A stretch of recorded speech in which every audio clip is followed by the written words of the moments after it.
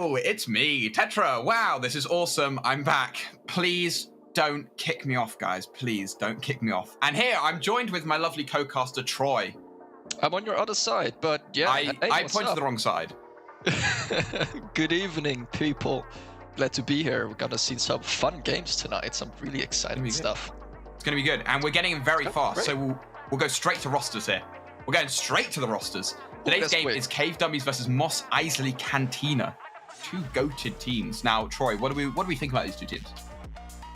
Ooh, fun teams, good teams. We see Jet, Timber, Flogel, Sosek, and Machias and Cave Dummies. I've seen a few players of that. I've played with a few players of them.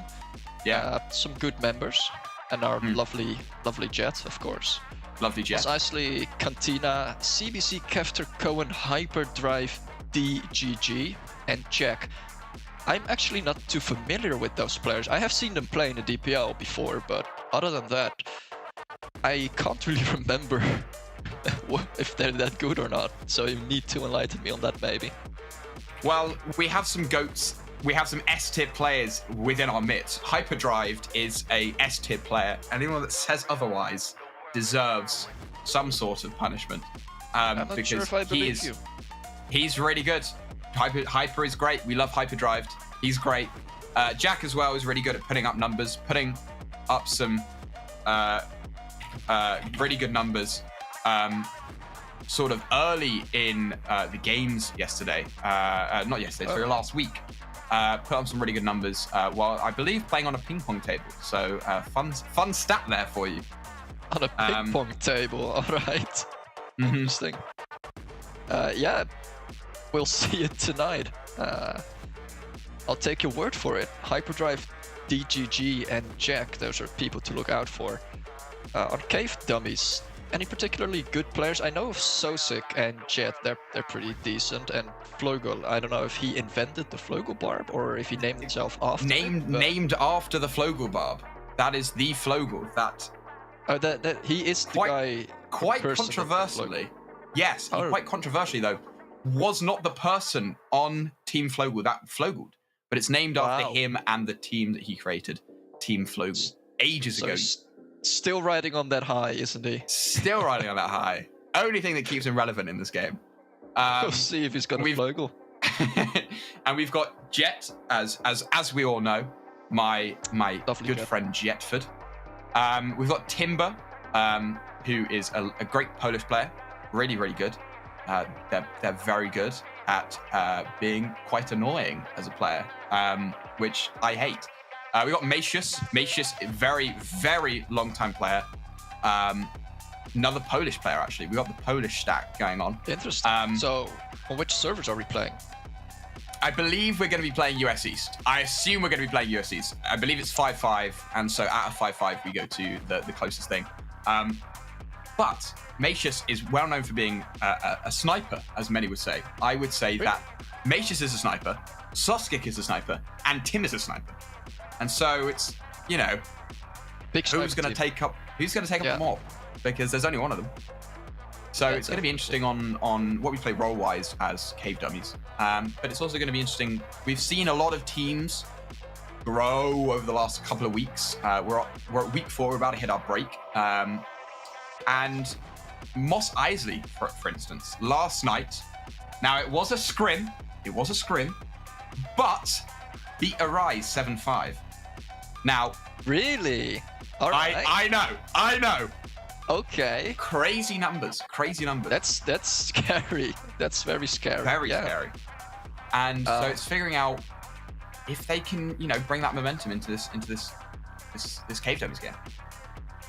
Yeah, I'm sure they can. I believe they're quite complete on their team side, I believe. Cave Dummies has a few people that are falling in for members that aren't available right now. So they're not as played into each other and not as familiar with each other's playstyles as Mos Eisley Cantina might be. Very interesting. Yeah. Might be troublesome. It could be very troublesome. And again, we're seeing like very, very high level teams here. Cave Dummies is a team made of people that have played the game for years now. Same with we've got some very long-term players in Mos Eisley, like CBC and Hyper. Some very, very long time players. But some new players that have just picked up the game. So Tim, for example, Timber has just picked up the game as of recent and has kind of gotten to the DPL scene quite recently. Same with sort of Cohen and Jack and Gefter, all quite recent to DPL players. So it's interesting to see how, I would say, Cave Dummies, the team of old heads, goes up against the new gen of Mos Eisley. It's going to be interesting. Yeah, that's a very interesting dynamic. Yeah, I'm curious to see. Mos Eisley did beat a very old team, Arise, lots of old players as well, so they definitely have a shot. We're also going to be seeing Arise versus Khaos play later on this evening. Maybe Arise can redeem themselves. Maybe we're going to see. Maybe, who knows? Who knows? Could be a close game, I think, later. It's going to be a very, very close game. I would love to see Mos Eisley play Arise on the DPL, now that you mention it, actually. I'm not sure what their standing is in the rankings, but let me quickly pull up the rankings now that you mention it. We're still waiting for players to load into the game. We're just waiting on one player.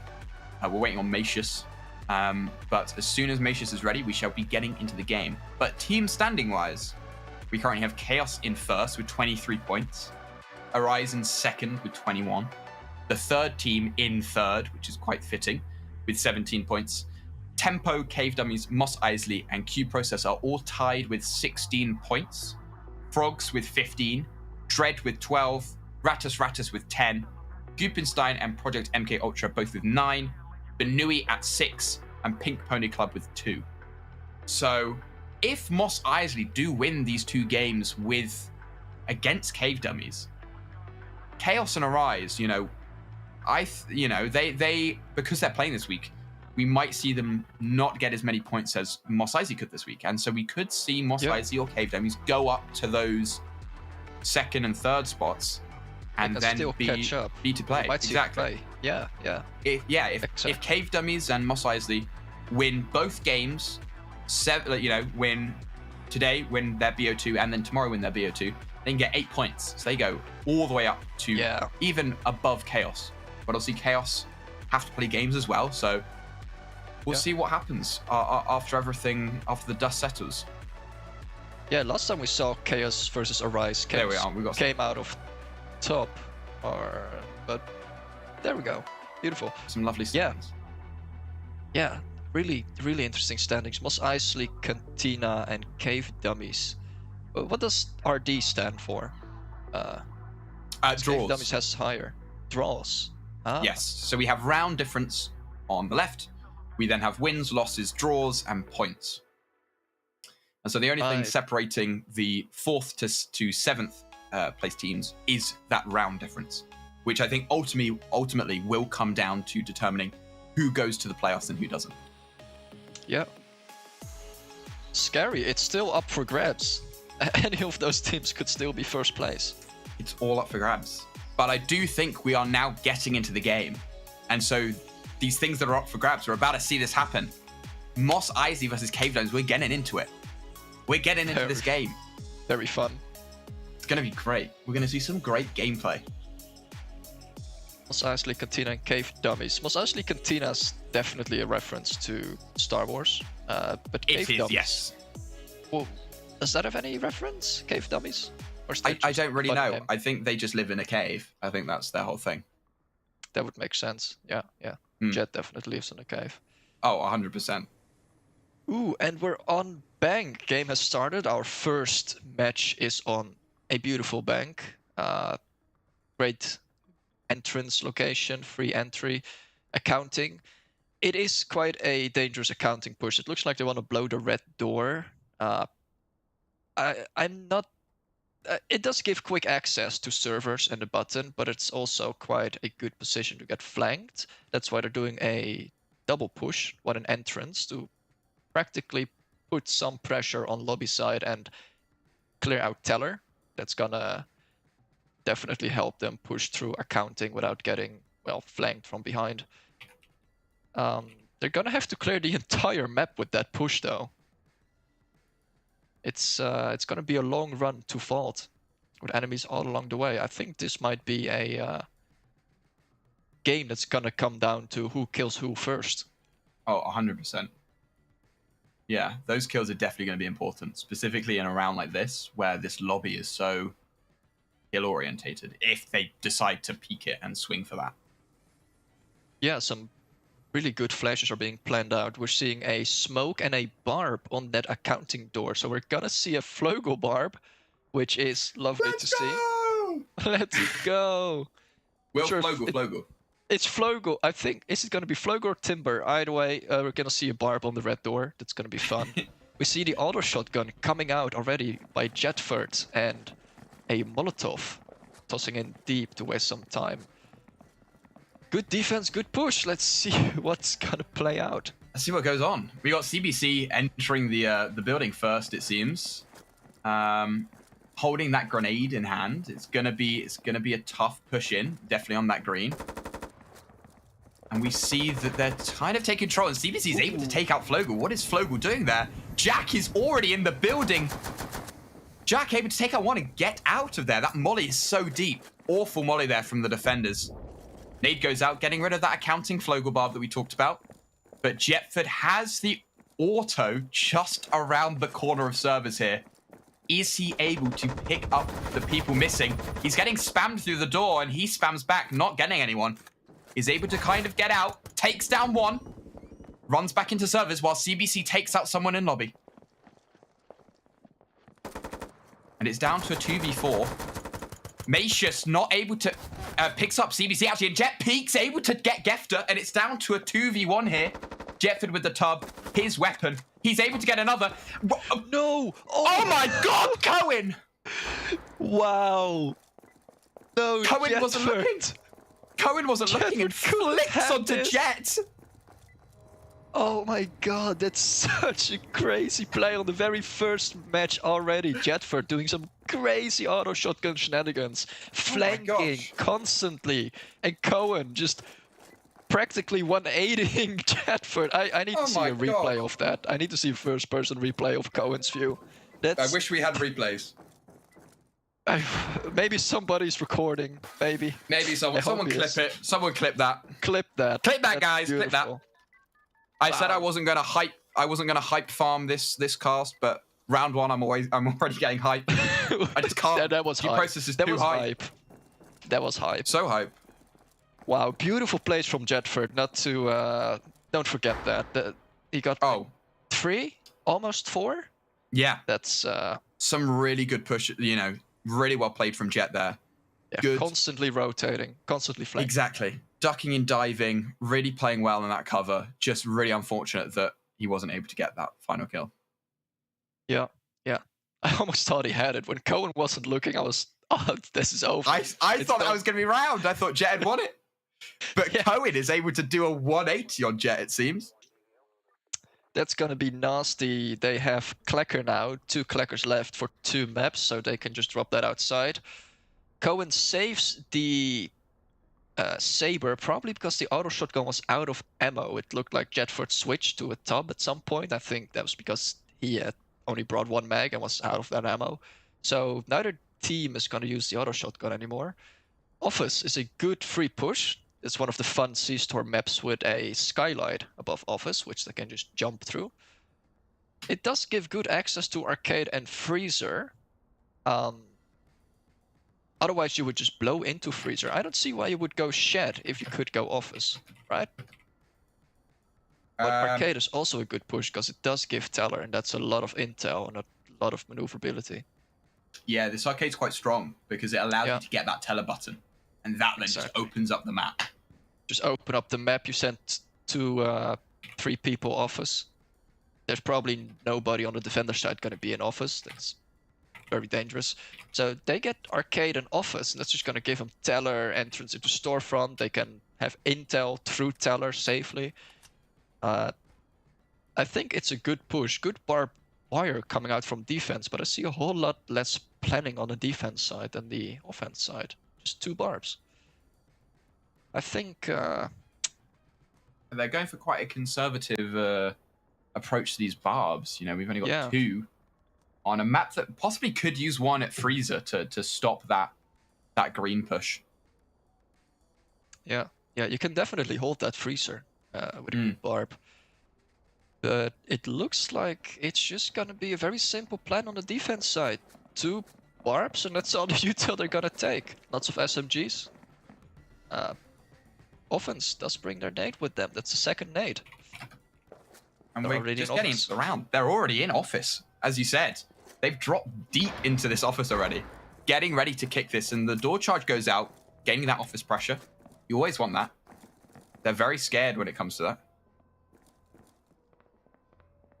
And we see that there's still a bit of antsy playing around here. And the nade goes out. Nade goes out, getting rid of that telebarb. That is huge when it comes to it. But Tim is on this power. He can flick it and just deny the entire push here. But they take Barking Wheel. CBC gets one. Flogel trades with CBC, and Jack picks up Macius on that Teledor. And Flogel is now... Sorry, Jetford is now kind of stuck in that situation in bathroom. Hyper is able to take out that flank. And Jack is able to take out Jet swinging. And Cohen just takes out Flogel. Oh my gosh. They all just sort of went down one by one. Dismantled. Just completely dismantled by the attacker side. Very good communication as well. Those angles they had, they were just covering each other constantly. Like, Jet could have had a few kills there, but somebody was watching over their friend's shoulder, which completely denied any flanking the defenders were planning on doing. That was a very quick and very clean push into Teller. Maybe the defenders were a bit too aggressive there, I feel like. Possibly. I think that there was... I don't think we... I mean, obviously that Teller door open creates a lot of power for the defenders, because that's a bulletproof... basically bulletproof cover they can hide behind. But I think that at some point you need to think, is it worth swinging this? You know, I have to open the door and then swing out. Is that too much of a risk in this situation? And I think at that point, there was too much risk happening on the defenders, and they just couldn't deal with it. They took too many risks. Yeah, maybe a little bit too conservative on the util as well there. Anyway, they sure have a lot of utility now on this final map before we're switching sides. We're seeing a very small kill house, very aggressive kill house as well. I believe I've actually seen this on DPL before. That hall push with the 2 green doors facing each other is such a complete slaughterfest. Sidelines for pillbox, sidelines from crates. I think that's a good pillbox to try and defend. It looks like the attackers are going loading and are looking for a good wall charge placement, trying to breach into crates unexpectedly. Is that a good placement though? They're still gonna have to go through a barbed wire, which is likely gonna be at Hall. They do still have a torch, and I think a torch with shield on this map is completely the right decision, completely the right 100%. Way to go about it. Yes.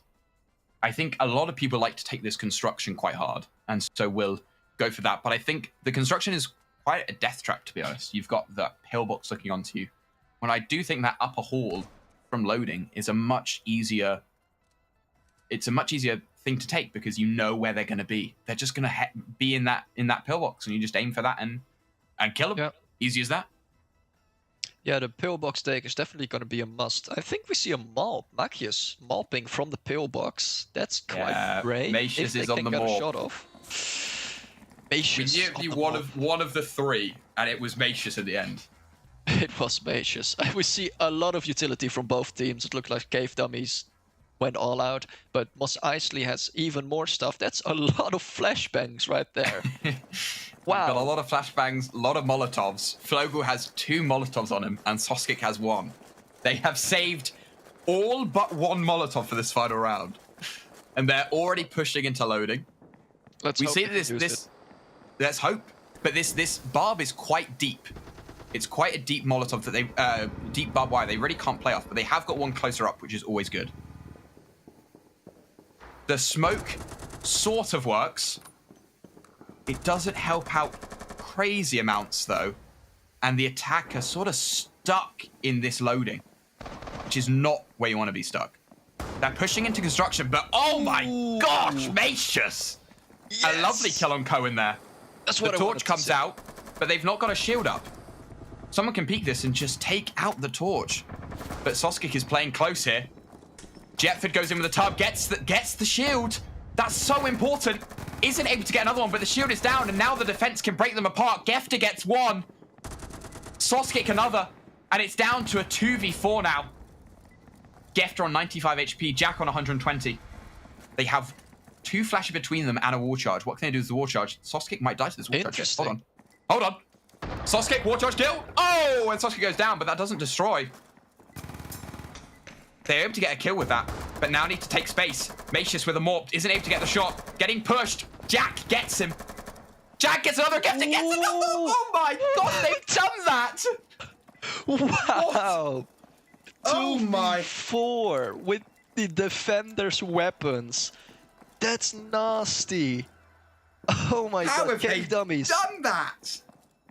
Dummies played that beautifully. Great snipe from Macius. Really good start, but somehow Jack and Gefter just were like, screw this, we're taking a defender's weapon and we're just pushing. And they tore them apart. It worked so well. Yeah. Wow. I mean, so many good integral picks. You had Macius with Saber going down. Now, Saber doesn't seem incredibly good on that map, but it can take out that pillbox, and that was such a big kill. And then to Jetford to get the shield, it just left a wide open goal, and somehow there was a keeper there, and Gefter and Jack were able to save it. Yeah. Such a crazy play. Very well done. There we see the power of good aim and defender weapons in the attacker's hands. It's just that extra HP you get to play with just completely destroys them defenders in a 1v1. Multiple 1v1s in a row. But we have switched sides now with Cave Dummies on the attack and Mos Eisley Cantina on defense, back on our first bank map. We're seeing a very similar plan coming out from Cave Dummies, who are seemingly writing mob. So I think they're expecting a mob to be there. Interesting way of communicating with your teammates. We'll see if Cohen plays there. We'll see. It would be a really good prediction if he's there. Yeah, I think it's just... Oh no. Instead of entrance, although they did throw a line from entrance, yeah, they're definitely... Yeah, no, okay. So it's just the same play. 2 people entrance, 3 people on accounting. It's a good push. It worked for Mos Eisley. They're going to use a nade, door charge. Fairly conservative. We see Jetford with a shotgun. I think Jet likes the shotguns. We've seen him play a lot with those. He loves the shotguns. He loves those things. He loves those shotguns. We see no mob coming out from the defense side. We do see an Ingmar, so maybe an Ingmar and Teller. Who knows? Possibly. Let's see if they can do the same. This could be a very deadly Igmar. It could be a nasty Ingmar. We have the attackers pushing up to the building now. And we've got Flogel on this green door with Tim. Can they do anything? Cohen is hard holding this red door. This could go crazy for Cohen, but he's not shooting. Jetford is already in the building and going just straight into servers, it seems. But Cohen takes him out with the extinguisher, goes away. Soskik able to trade. And now they have pressure in accounting. We see some shots coming out in lobby, and Hyper is able to take out Flogel on this other side of the map. Timber is now alone. Jack wallbanging on Soskik. Timber goes down to Hyper. Hyper with 2. The attacking team know he's Teller, but can they take him out? They are able to take out Hyper. CBC, though, swings, takes out 2, and that is the round. Wow. Good trade from Soskik in the beginning, but god damn, they stood no chance there. That was just flanking. Mos Eisley Cantina just constantly knew where Cave Dummies was. I was just ready to take up any slack and just fling when the attackers weren't looking. I don't know what else to say. We've seen the same thing happen like 4 times in a row now. I mean, I'm starting to believe Mos Eisley Cantina did in fact beat a Rise in a scrim. It's looking crazy. They are doing something that I think many would think would be a close match. But right now it's 4-0. They are running away with this. I'm not expecting this. Cave Dummies really needs to pick up the slack, but I wonder how their mental is doing, because those are not close games. Those were devastating defeats, so hopefully they can just recuperate, get their head back in the game, and pull this back. They can pull it back. I believe in them. I believe in Jetford. Maybe Jetford. But I believe in Cave Dummies. They can do it. They can do it. We're looking at a great attack from Cave Dummies. I'm not sure I understand where those arrows are going. Are they planning on using a breaching charge from office to storefront? Is that why the arrow goes through the wall? Anyway, they're planning on going into office. Mos Eisley Cantina is barbing Freezer. I'm not sure if that's a good barb, like who goes through Shed, and if they blow Shed, doesn't that barb just get destroyed there? Might be in range of the explosive. I think that stays alive if blown up. Really? But I think it would work as a reactive barb, I think. You know, placing that if they blow Shed, or placing it on that Freezer. Yeah, that would definitely be the play, because Shed is quite unlikely to be played here. Entrance, good save barb.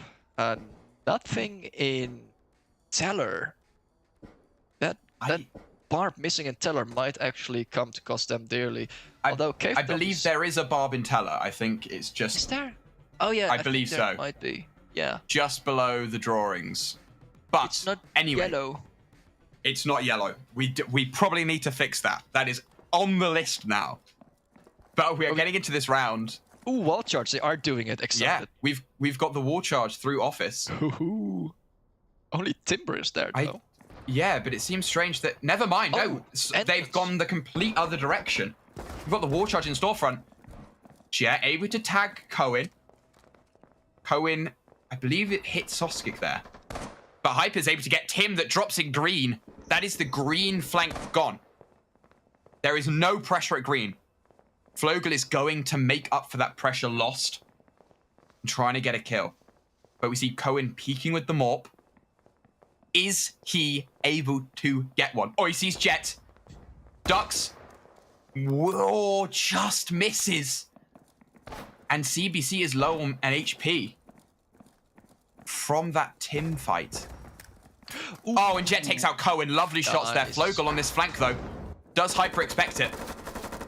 Hyper is not able to get the kill. Flogel. Oh, but Jack takes out Flogel. And one drops green as well, and Soskik takes out Jack. Unexpected. Unprepared for that green hold. And Jet able to take out CBC with the saber. Slow swings that corner through a barb. CBC, we need to be taking those wins. And it's down to Gefter with a tub. Flanking with a tub. Oh, I think he's been spotted. And that is the round. Gefter, there was nothing he could do at that range with a tub. No.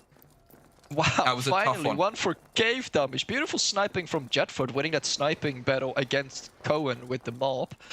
Yes. Good shooting, like constant trades. When one of your teammates went down, they went back, got that trade, making sure it wasn't completely free for the defenders. Good stuff. Finally, one for Cave Dummies. Is this the first win on the road of redemption coming back against Mos Eisley? They still have the saber. They also got the mob, so we're gonna see both snipers at the same time, maybe. That would be some crazy long-range fire. It's a shame it's gonna be Killhouse, but who knows? They might feel it, you know? They might feel it. I mean, that last round shows why Jet was LCG's main sniper. Those were just some good shots. Good shots. But we're now on this Killhouse, and what do we think? What do we think about this Killhouse, and specifically this top right play? Top right. Oh yeah, blowing into office. It's good.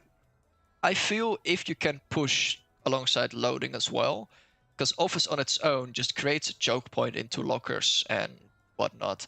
You could push through it with a lot of flashbangs, but I feel like it is a less safe push than loading.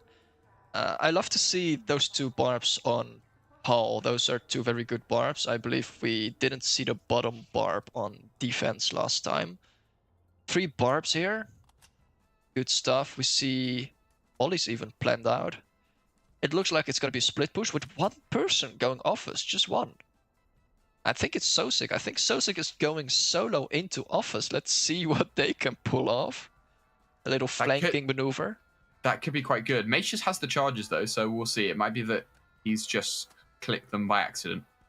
Because it... Oh, yeah. Never mind. They're swapping. They're swapping. Ignore me. I think it's going to be Sosik to hold that alone. Yeah, I think so as well, which isn't going to be a particularly quiet flank, but maybe he's going to draw some attention towards office, which is going to really ease you on the load of the team attacking on loading. Yeah, I think that is definitely what the attackers want the play to do, is to just bring as much attention over. Cohen with the LMG though, the Dawn coming out. There's going to be some wall bangs into that door, I believe. We'll see what happens. Cohen is just wallbanging out there. And it is Macius to hold down that top side. Flogel on the shield. Oh my gosh, CBC out. Ooh, out damages Jet. CBC has a molly, is able to throw it. Oh, lovely molly. Nice molly straight on that shield. Nade goes out. Oh, and this is a very cheeky angle from Sosik. I did not realize there was a hole, and CBC doesn't realize either, and he's able to... He takes out CBC. Clean. And we're down to a 4v4.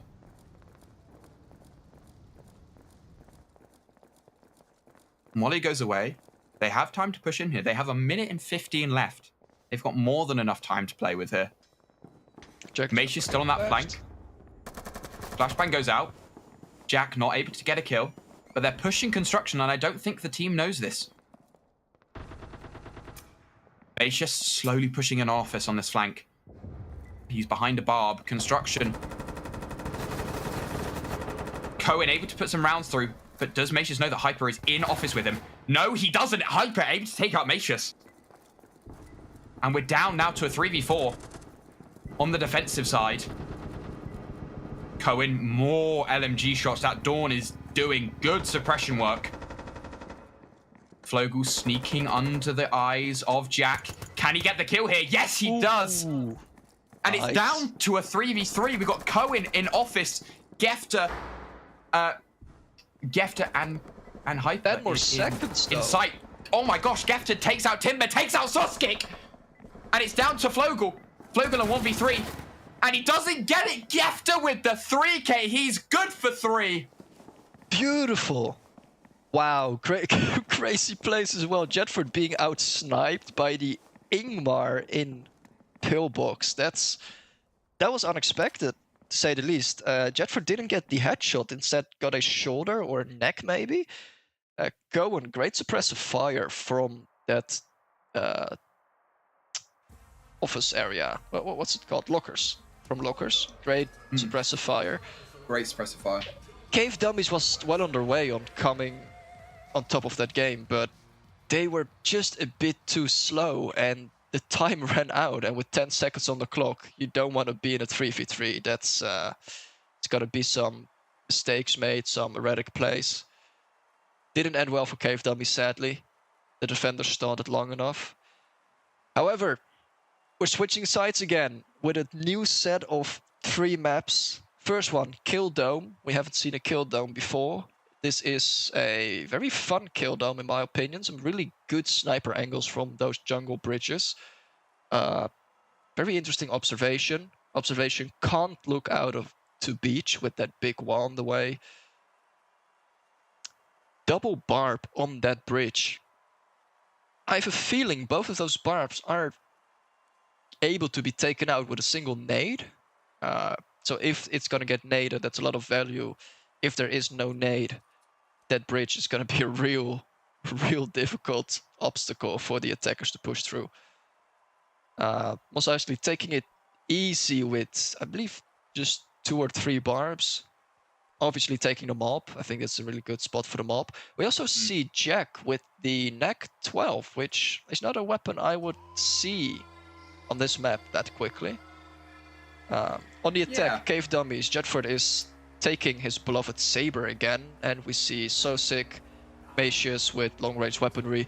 They're gonna blow observation, flash it, few SMGs, few TARs. I think this is gonna be a very fast game. I think the start is going to be slow. That observation push, they're going to hold a bit, look around, and after that, it's just going to be a lot of deaths falling really quick. Oh, yeah, 100%. I mean, CVC has a reactive barb for this observation. He's got a good barb going on. If you don't know on this map, there is a devastating head glitch on that top ruin side, and a misplay, it seems. They chucked a flash into a red door. Big misplay there. That's a shame. And we've got some people swinging. They're pushing in. Flogel, Soskik, Macius, Timber, all in this observation. And we see that Jet is holding this beach, and the barb goes out. Oh, CBC almost loses his head for that barb. And I believe that's an extinguisher popped. Flogel takes out a player and gets Jack, pushes in, takes out Timber. Ooh. Jetford, lovely snipe on CBC there. Takes out Jack as well. It's down to a 3v2. The Morp is still in play. Can they do anything? Oh no, ignore me. It's not in play anymore. Cohen got taken out early in the round. Gefter with the Igmar. Only thing to do damage. Oh, and Flogel tries to sneak by, is not able to, get shut down by Hyper. Suddenly, Jet has a that flash. attack is going to be a lot more difficult. So difficult. They have a flash though. This is still possible. Very, very doable. They just need to flash deep into that jungle, and it hopefully concusses both. But this is going to be a short flash. They have 2 flashes. Never mind. Ignore me. Toskick has found one, and they push in. Hyper able to take out one. Jet trades, and it's down to Gefter, and Gefter gets the Igmar. Wonderful play there. Oh, Moss Eisley pulling it back. That was such a shame from Cave Dummies. Their start was so good. Jet with that Overwatch was awesome to see. Just beautiful, beautiful teamwork. But that push at the end, that was rough. That was rough. 2 flashes going off, sadly at the same spot. And Moss Eisley just jumping out of nowhere on the defenders and taking them out. Yeah, I know. And they weren't able to pick up both of them. They were able to pick up Hyper, but at a trade, and you don't want that in that situation. Yeah,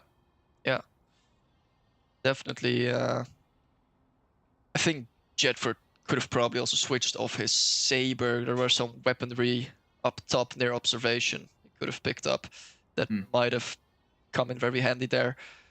Either way, Gefter managed to save the mob, which I think they're gonna see some value out of that office with a mob, or maybe around docks. They're definitely gonna take it, I feel. Beautiful factory map. Lots of long ranges on this one. Factory usually has quite a bit of long range, but especially on this one. That servers push, yeah, I've played this one a few times. I always like just barbing in Toxic and then sitting in storage. It's good angles there, good rotation. But when an enemy pushes through servers like Jet is marking out right now, that's surprisingly good. I think it really is an overlooked push. Lots of people are tempting to go for that red door in the top left, getting into conveyors. But I feel like servers, it's just such a good push. Like there's, one person in storage, and if you're quick about it, you can just push into office without them noticing. They're going for a really cheeky wallbang, actually. I've never seen that before. I know you can hide on top of those boxes on the other side of that wall, but I've never seen a wall, like a breaching charge being placed there. Definitely an interesting one. It's a fun one. It's a very interesting one. I think it's pretty decent as well, because it gives you both office and that breach to enter from. Yeah, it does a lot. Does a lot for the attack. And like you said, so many people give up this servers and storage area. So you can kind of take the servers storage for pretty much free. The only thing you really come into trouble-wise is that toxic angle on those doors. They do have windows on. The attacking team do have to worry for anyone peeking those, but Jet's already cleared it out. Pushes in. They open up this toxic door. I think they're trying to bait the fact that they might be doing something else other than this war charge. Yeah, we'll they see do what have happens. Torch, which is going to come in helpful now. Flogel, but that torch might go down. Never mind. Macius able to survive on around 50 HP there. And Flogel is sneaking up this barbed wire. Hyper putting some shots down with the Lagros. We have CBC ready for this wall charge play, it seems. I think they know something's up. They're taking too long. The wall charge goes out though. CBC backs off. Everyone seems to divert their eyes towards this wall charge now. Lights go out. And we're playing in the dark. Geftig goes down to Flogel there. Hyper is in this very ratty angle, but with a Lagros, which won't help him very much. CBC takes out Timber. Flogel gets another on Hyper. Jack is behind this bomb. Can he do something here? Flogel takes out Cohen. That's Morp down. Flogel takes out CBC. He's good for 4. Can he get a 5th? And it's down to CBC. Flogel. Can he do it? Can he get the ace? He doesn't, and Macius gets it though. But that is a 4K for Flogel. Flogel with the parkour on that office railing and then getting a 4K. That was definitely a good MVP play. Very clean push of Cave Dummies, exactly like they planned it out, exactly like we discussed. Going for the lights even, they managed to secure Toxic by cutting that barb away. That was just very clean, and they have 2 people left alive for looting. They get their Clacker back, they get a small IK with some ammo. I think this was a really good round for Cave Dummies, and I think it's gonna set them up for the next and final round before we're gonna switch. We'll see what the attacking team can do now. They've lost a wall charge, and the defense know that. But is this map easy enough to take with just a door charge? I think it is. 100%. I agree. I think this is definitely doable. How would you do this with 1 door charge? 1 door charge? I'd say blow hall, right? If you go for split push into lobby and hall, you're just pinching off that area around Teller.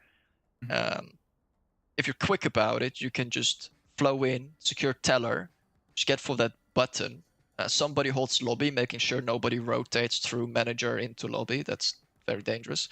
After that, I think pushing through security is the option. But if you smoke manager off, they still have a cutting torch with quite a bit of fuel left. I think cutting that security torch as soon as possible, maybe even before the vaults open, do not draw attention. It could be a very quick flow, but it looks like they're sending a small team out to Teller. Wait, are they not going enters? No, they're just going full accounting. They're just going 5-man accounting, going through loans, hall, Teller. That's a long way around.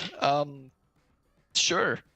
You know, that's also a way to get there. Yeah. I'm not sure if clearing the entire map out is necessary for this one, but it looks like that's what they're going for. Yeah, I think maybe the idea is to clear everything, so then they're forced into this little area of servers and security, and a single flash can just deal with them. I think I would go for this green door to then door charge into security. I think that cuts out the deadliest part of this map. Obviously a smoke for manager, but I think that you can really use this. A lot of people don't like these interior door charges, but they are very useful when used well. I think it's great. Yeah. Definitely gets rid of bar, door, potentially kill. Exactly. Which is good. And so we see the attacking team already pushing. Jefford is deep on this molly. This molly has gone out a bit late. And can Jet pick up an unexpected defender? We shall see. Flash goes out. He puts some wall bangs through. Door opens though. Molly goes out again. And it's late. Hyper able to take him out though. Jet in just poor positioning. Soskic able to take out 1. And we've got a green split here. Soskic and Timber locked inside accounting with Macius and Flogel pushing green. Timber with a frag. Jack though, hiding with this auto. Can he do something with it?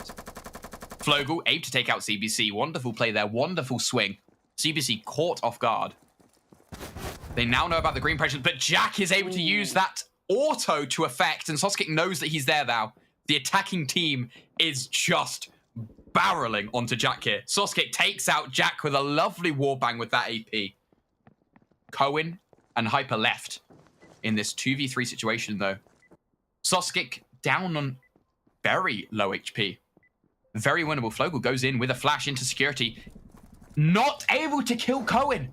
That could be the round. That could have been the person they needed to keep alive. Marcia still has a nade. Oh, nade goes out though. Uh-oh. Cohen dies. Unfortunate there. Exactly like I said. Frag goes out. It's down to hyperdrive. It's pretty much a 1v1. He just needs to take out Soskik.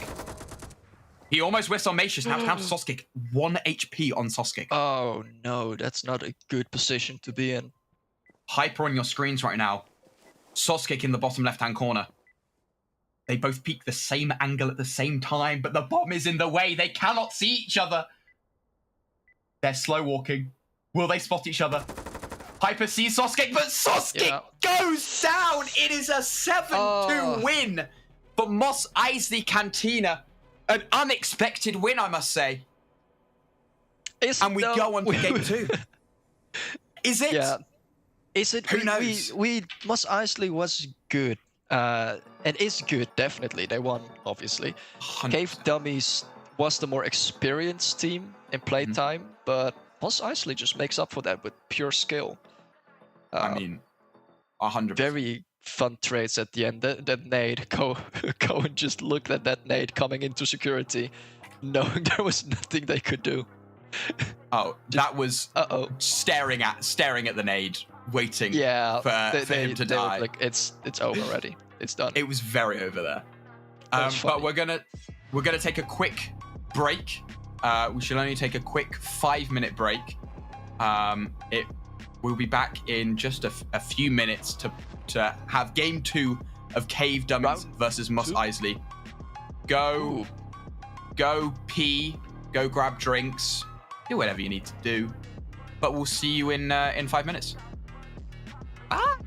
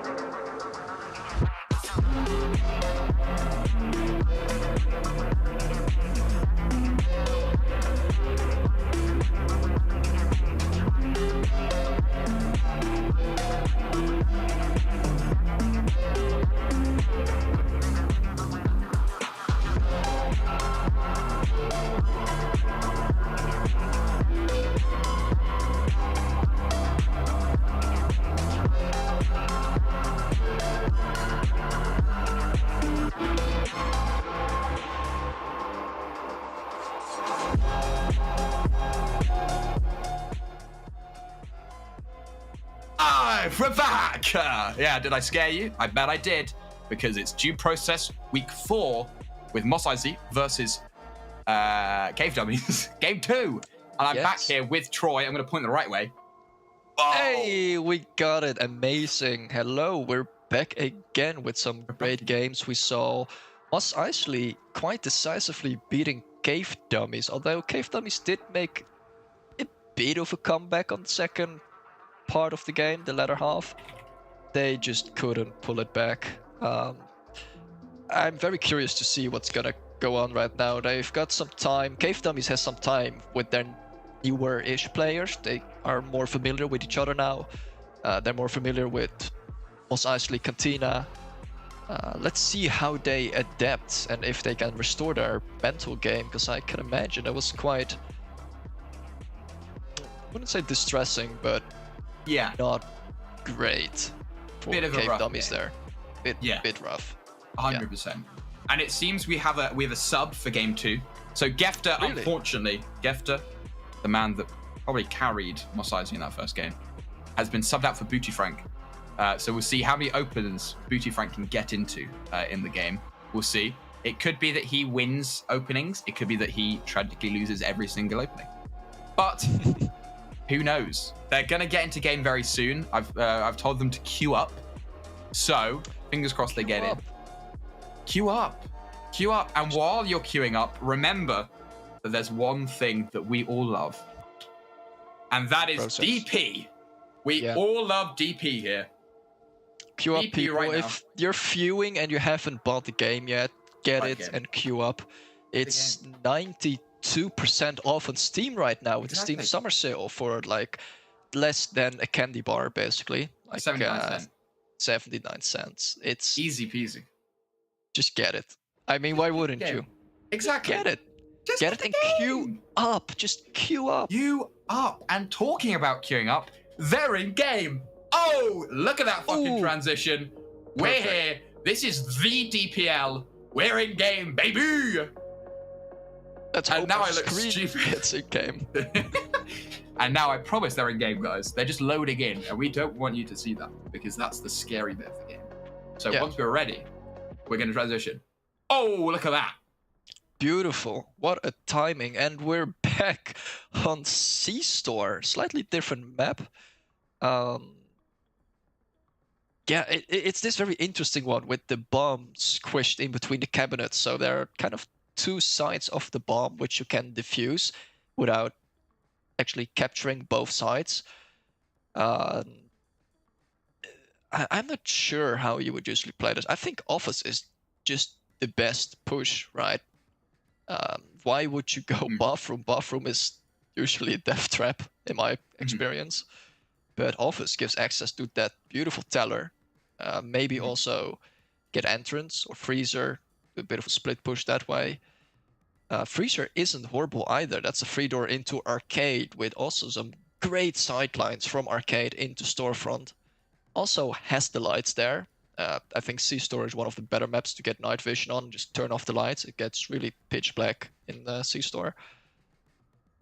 But honestly, it's just a matter of how Cave Dummies is going to approach this. It's Cave Dummies on attack, by the way, with Mos Eisley Cantina on defense.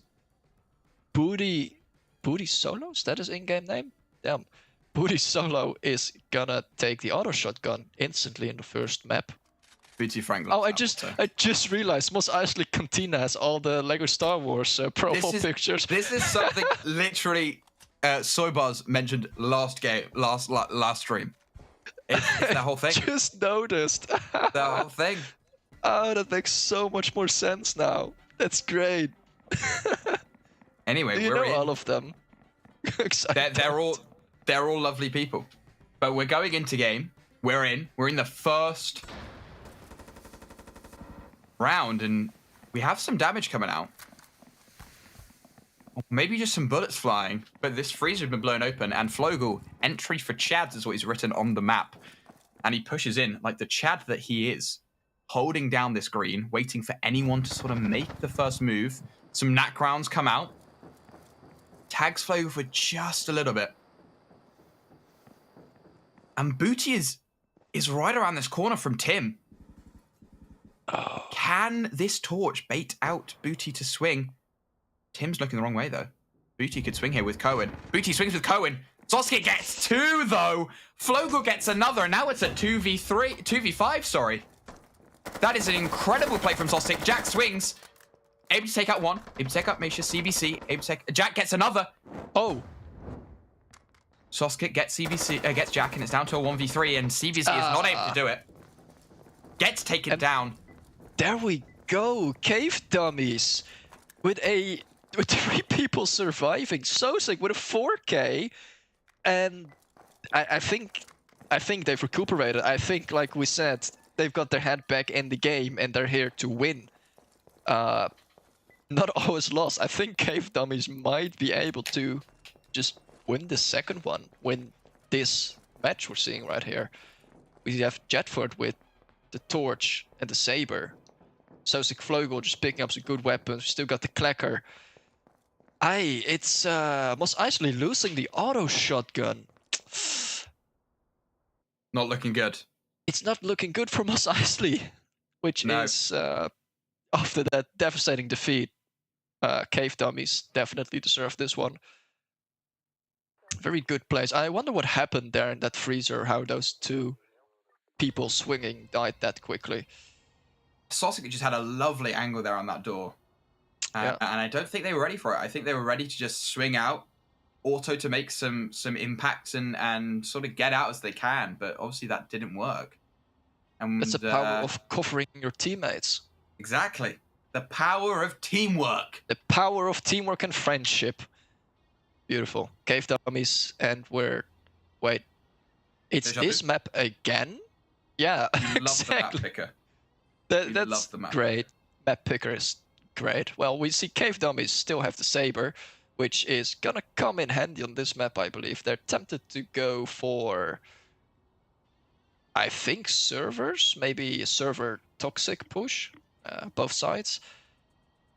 I think Jet might even take the saber with him. I'm not sure what the third map is, but let's see what happens. The defenders are really expecting them pushing from conveyors. Yes. I'm not so sure about that. They might be putting a bit too much attention on that part of the map. Possibly. But the thing is with specifically playing a map twice, is that the attackers and defenders now have that in mind. And so they're like, oh, they possibly could do the same plan. So the attackers now have an extra layer of depth to play in and sort of counter this. So I think that this door charge is to counter the counter, so to say. So I think they're trying to blow Toxic to counter someone holding storage because they expect them to do the wall charge again. It works so effectively. Why not do it again? But I don't think that they're going to take this bait. We're playing some 4D chess over here. 4D chess. We love a bit of 4D chess in due process. It's crazy, but I think it's just going to be a regular good old server push with a bit of a toxic twist there. Bit of a toxic twist, but it's going to be a good toxic twist. But we're seeing, again, no one holding this toxic storage servers area, which I think, even with the plan, it's nice to just have someone holding those toxic doors. I think we do have CBC looking into toxic. Door charge goes out. The counter to the counter to the counter to the counter. The 4G chest doesn't work. They have this barb set up. And Flogel is in the building, along with Macius and Timber. Macius and Timber a bit deeper, but CBC with a long AK, a KRM. Is he able to put some damage down? He isn't, but Booty Frank is able to take out Flogel, who was crossing, trying to sneak by. Damage is going through. CBC again with his KR, trying to peek Jet. Jet on 30 HP. Jet needs to take out CBC here, otherwise he's gonna die. Spots him, isn't able to take the shot. Probably for the best. You don't want to give away that position that you hold. Macius on the closer angle. They're gonna have to do something here. They're playing incredibly slow. 47 seconds left on the round. They're gonna have to cross this toxic. Nade goes out on the office. And it bounces. Oh my gosh, it bounces so poorly. That barb is still there. That is gonna cost them heavily. And they're just holding this. Lights go out. Flash goes out. Into office. They're swinging. Timber goes in, able to get one. Soskic able to take out Booty Frank, and they just completely swapped this round about. They have only 13 seconds to get on that bomb and start defusing. Bomb defuse takes 10 seconds. Jetford able to take out CBC. Cohen with the morp. He's able to take out Jet. Ooh. And they're on this defuse. They just need to force them off with time. Hyper just needs to play time here. Force the person off bomb. The AP coming out. Hyper able to take out one. Is he able to get a second? He's not, unfortunately. And that is the round to attack. And a shorty even kill. gets the kill. Shorty in this day and age. That's crazy. That was such a back and forward play there. At any mode, it was like Cave Dummies just got away. No, Mos Eisley. No, Cave Dummies. No, Mos Eisley. And eventually, Cave Dummies pulled it back. Wow, another good, well, not as tactically great, but beautifully played by Cave Dummies. They secured a Saber, which is gonna help on this map again. I'm sorry. Map picker, hello? We love the map picker. It's really good at picking unique maps. Yeah, such a wide variety. This game has randomly generated maps, which we can clearly see here. There are no angles you can learn from. There are no holds you can memorize. It's all new gameplay, all new strategies. Oh, guys, please, guys, I promise you, we're gonna get it fixed, and then our slogan of procedurally generated maps, it'll be true. It'll be true. It won't be like Counter-Strike. You won't be playing the same 5 maps over and over again. Please play our game. Buy DP. Buy DP. Queue up. Just queue up. Please buy DP. Buy it. Buy it. We need the money. But again, we're saying the same thing on this map, is that the attackers now have that plan of accounting, and they saw how it worked. And so did the defenders, and they probably will play for this now. They now have a barbed wire accounting that I despise. This barbed wire sucks. Because when that vault opens, so horrible. that is your only way to get to vault through accounting. So you have to push through that barb. And that's not going to be good. It's a horrible barb in accounting for the attackers. I mean, we do see a very interesting wall charge going into Teller next to the bomb. I think that's just to clear out manager. I don't think they want to continue a whole lot through that, or maybe they are. There we go. Beta Alpha joined today. It's being an Argus member is very cheap. It's only 40 grand. So, wow. Yeah. Do they pay for their own weapons? Is that like the lore? I believe so. They're a private equity thing, and you can just become one if you have enough money. That's the world of G process, baby. The rich get richer. So we're in this round, and we're seeing Booty Frank putting some rounds down with the Lagros, newly buffed Lagros. Many are loving the new Lagros. I'm loving the it. new Lagros. And I think some people are putting it to good use. We're seeing the blue door, but they're not checking Booty Frank. Hello, Booty. Wow. The shorty. And he doesn't know it's nerfed. And Jetford gets 2. Wonderful play there. Flogel is going to peek Jack straight with... Oh, but he has the shield. Molly goes out. War charge goes out. They get that manager control. But do they need it? Jack swings. Is able to take out Soskic. Full blind. He gets away, though. TBC. Cohen actually goes down to Flogel. Peeks out through that security. Doesn't want the nade to happen again. CBC with a Molotov. And an extinguisher, I believe. And a Dawn. All things that are glorious in life. And Jack goes down. Timber is able to take out that bomb defusal denial. And that's the round for Cave Dummies. We're just seeing the opposite of what happened prior. It's 3-0. They're absolutely destroying Mos Eisley all of a sudden. Everything Mos Eisley was doing last game, the flanks, the teamwork, the communication, and just getting behind your enemy, that's now Cave Dummy is doing that. I don't know, maybe swapping out Gafter for Booty was the finishing blow. Maybe that just turned the tide towards Cave Dummies. I don't think that was it, though. I think Cave Dummies is just... They're back in the game. And they've locked in. They've locked in. Yeah. I think it was just them playing with each other, because like I said, it's not their full usual team. So it was just a bit of warming up, a bit of getting into each other's play style, and we're seeing the results of that warm-up right here. Let's see if they can carry that over to defense, because Cave Dummies is now on defense. Was Eisley, Cantina on attacking. Back to our first C-Store match. We're gonna see one more rotation of these 3 maps before the beautiful map picker is gonna pick definitely 3 very different maps we haven't seen before, we promise, guys. We haven't seen. Yeah, that office push. 2 people office, the rest on entrance. I think that's a good push. I like that. Like I said, the office, it just gives a lot of entry points, and securing the teller just is so good on this map as well. It's just so good. It's quite a safe exit from teller, and it gives a lot of intel. You can even look into freezer to see whoever's hiding there. Those are nasty barbs though, going out deep into storefront near bomb, which is gonna make rotation a bit more difficult.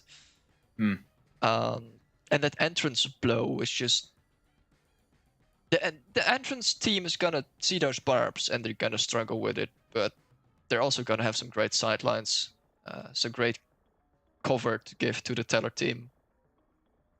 I think Mos Eisley could win this, but Cave Dummies are having a solid defense as well. They're having solid defenses, and it seems like they're going to be playing hard top side of the map with these barbs specifically.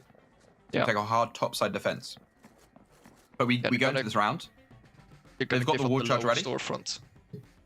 Exactly, but Macius is playing quite ratty here. Smoke goes out on freezer. Macius ready with the Molotov. Does he throw it? Not yet. He's playing the time. He knows what being a rat is like. And he knows that that Molotov going late is better.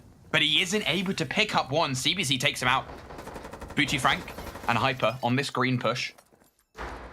And they do something. Booty Frank kicks the door. It's Flogel. Able to take out Flogel. And we're now down to a 3v5 in the blink of an eye. Jetford able to take out one of the flank. But isn't able to take out another. Hyper trades there. Soskick being forced to push back. But Timber is able to take out Hyper. We're down to a 3v2 and Soskick gets jacked. This is a 2v2 now. This was unwinnable for Cave Dummies, but now they brought it back. Soskick playing so sneaky through this freezer. Freezer glass might obscure him. Timber swings. Not able to take out anyone. But sorry, is able to take out CBC. I didn't even realize. It's now down to a 1v2. Cohen with the saber outside still. Oh no, in freezer now. He's in freezer. Can he do anything? Can he pull off some magic here? He's gonna swing Soskick. Isn't able to take him down. Cohen's low though. And goes down. Pushing that deep in with the saber. I'm not sure if that was the play to make there, but wow, Cave Dummies pulling it back. How have they done that? Beautiful. That's just a good defense. They were losing a lot of people early on, but so sick just pulling that back. Booty Frank also early on. Just did you see that? They swung into Teller through a barb and still got the kill. That was some brave plays right there. Very well done. Just amazing plays there. They were backed against a corner and somehow they found gold. Just play ready. Cave Dummies, just Rat Masters, it seems. Rat Masters. Absolute Rat Masters. And we're seeing a 5-stack on the red door on conveyors. That's, yeah, sure. I mean, there's plenty of room to flow out, and I'm sure it's not going to be defended closely, so... They're just... I think they're just kind of fed up with the 4-0.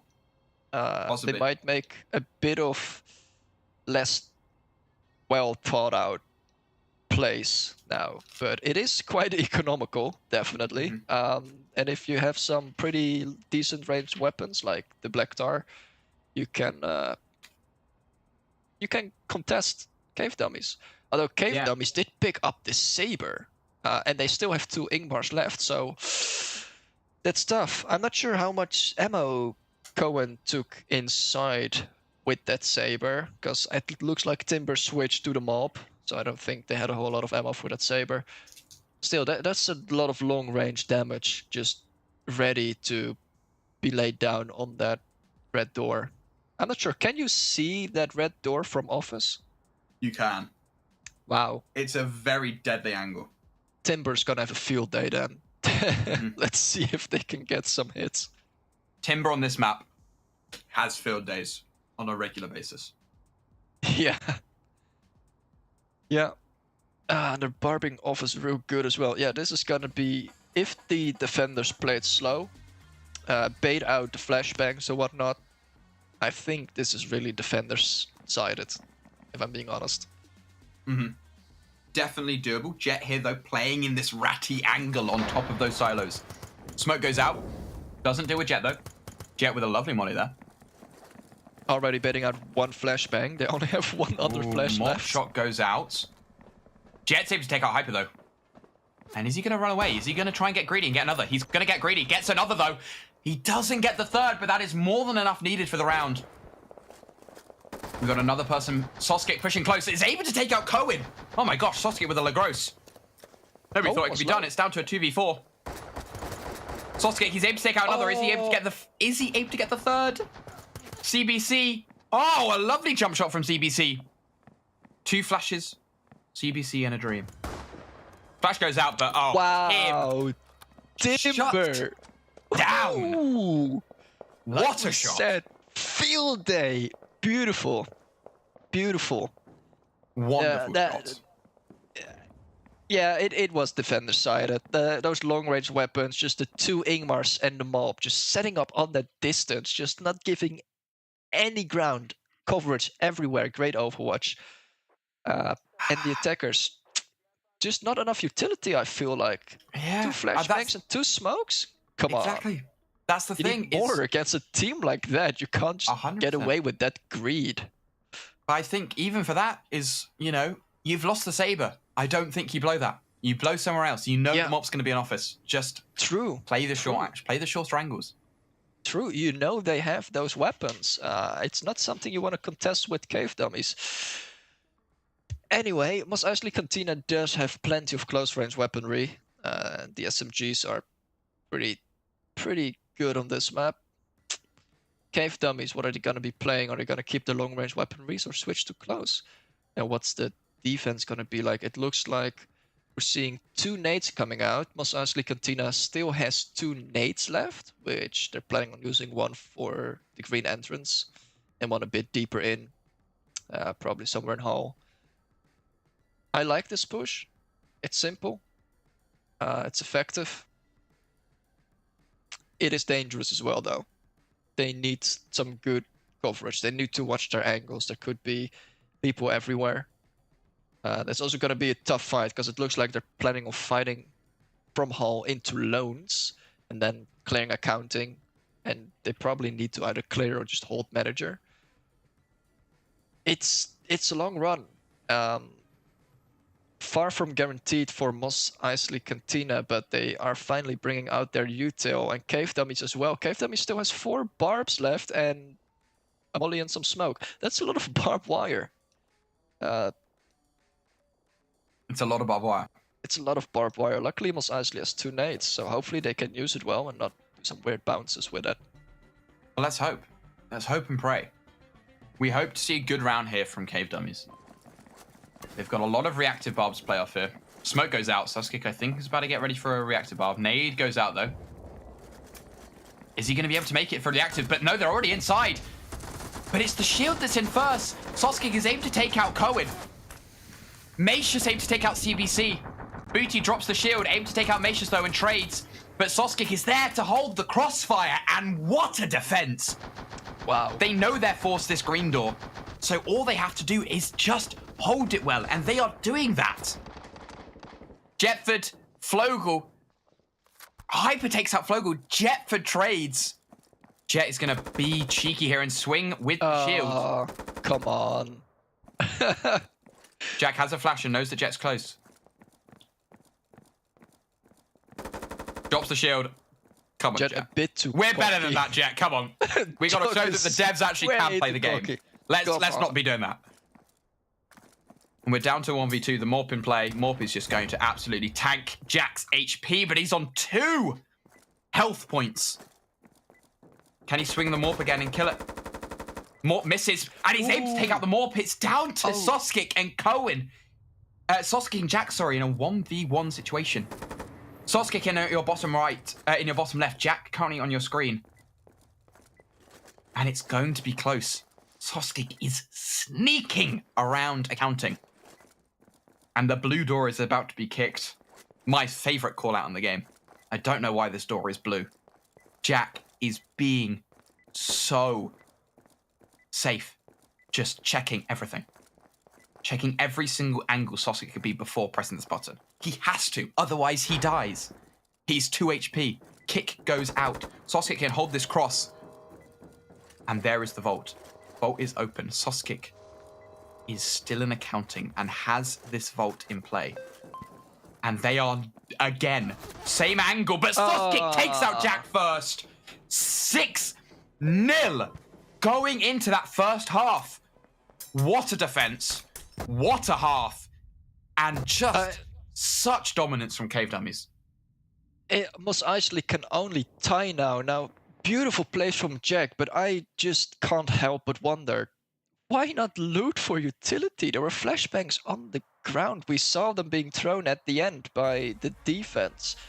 That feels like a really good moment to just get another flashbang, you know? Anyway, we're on Kill Dome with finally another unique map. Really interesting one. Really interesting observation location where the bomb is. Big castle, a bit isolated from the rest of the map, but it does hold pit really well. And there are lots of doors coming in and out of pit, so that's really good for rotation. Jungle is a bit more difficult to push, I feel. Going over that little rackety bridge through those barbed wires, us being shot at, it's dangerous. The defenders can just see you continuously through those observation, not quite windows, but CRTVs with cameras. Mm-hmm. It's a risky push. Luckily, the attack seems to be going for castle. Well, technically they blow pit, but planning on taking castle and going from there. Beach. It's also alright to push beach. Beach, base, and I think that part of jungle are not going to be very contested because there aren't a whole lot of fallback points for the defenders. Lots of long sidelines, but again, then you're in jungle when you need to get over that bridge.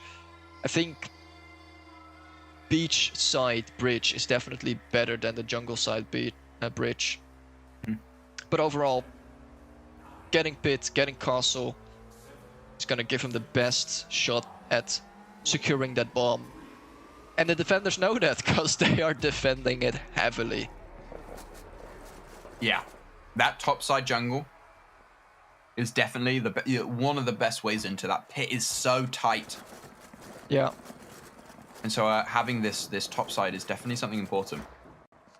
But I believe they are expecting this pit, as most do. This pit is very strong blow. The blow comes out. Jet with an AK. Is he able to do anything with it? An AK in Jet's hand is quite deadly. CBC pre-firing. Jet is not able to deal any damage. Bootie's holding quite a long angle here. Completely holding this. It's 3-on-2 here on the castle side. They're pushing in. Flash goes out. Jet is concussed. Can he get one? He cannot. Can Flogel trade? Flogel trades. Able to get one. Flogel is able to get two. Ooh. Can Flogel pick up a third? He cannot. Cohen trades out. And we're down to a 3v3. Someone in... Oh my gosh, what a shot. Hyper and Cohen are able to take out one. While Timber's able to take out Jack. It's down to a 1v2. They have a nade and a smoke. Can they do anything? Bit of early nade. Good nade, good deep nade. Nade goes off. Soskik is fine behind that. Oh, they have a flash off a dead body. Apologies, it's a flash, not a smoke. Oh, but he's able to get 2 with 1! It's a collateral! No way! That's insane!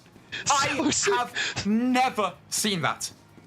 That's insane, splitting the bill! Utilizing that shotgun to its full potential. Sosky gets 2 with 1 shot. Wow! What on earth is going on? I mean, I thought Eisley was gonna have at least 1 victory that match, but that was insane. That was such a good shot. He just went for it, not expecting much to come out of it, but somehow connecting and landing those 2 kills at the same time. Mental. Wow. Absolutely mental. I'm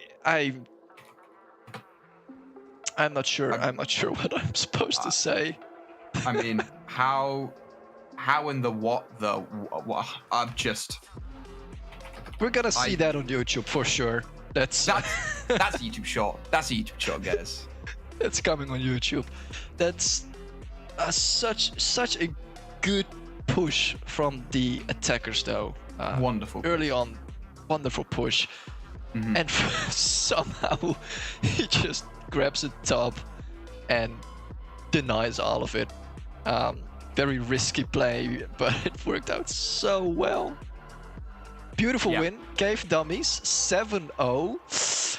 That's tough for Mos Eisley. It's very unexpected, especially after that first quite decisive victory. Very unexpected, yeah. I mean, it really came down to those sort of, like we said, it came down to the gunfights. But I think at the end, Mos Eisley, I don't know what happened, but it just fell apart.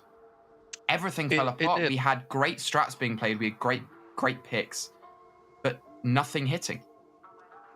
And we've just got the stats in here. We've got stats for, I believe this is the second game. This is the 7-0 game. We have Soskik at 1,300 damage, with Jet at 1,100. Wow. We then have Timber 900, Macius 400, Flogel 400, with all of the Mos Eisley members dealing below 900 damage. Just absolutely. That's such a stark difference. A lot of 100% cast as well from Sosik, Jetford, Timber. That's lovely to see. A lot of 100% KSTs. Look at that Cohen with less than 400 damage, which was kind of unexpected. I thought in the first game, at least, Cohen was doing pretty good, and Cohen, the second game, also got some pretty good snipe stuff, but apparently not a whole lot of damage there. Still 5 kills though, which is more than CBC, who did get the most damage, but Sosik with 15 kills and 2 deaths. This is more than double Jetford. It's literally as much kills as Jetford and Timber combined. No, Jetford, Timber, and Macius combined with only 2 kills. Oh wow, that's just crazy.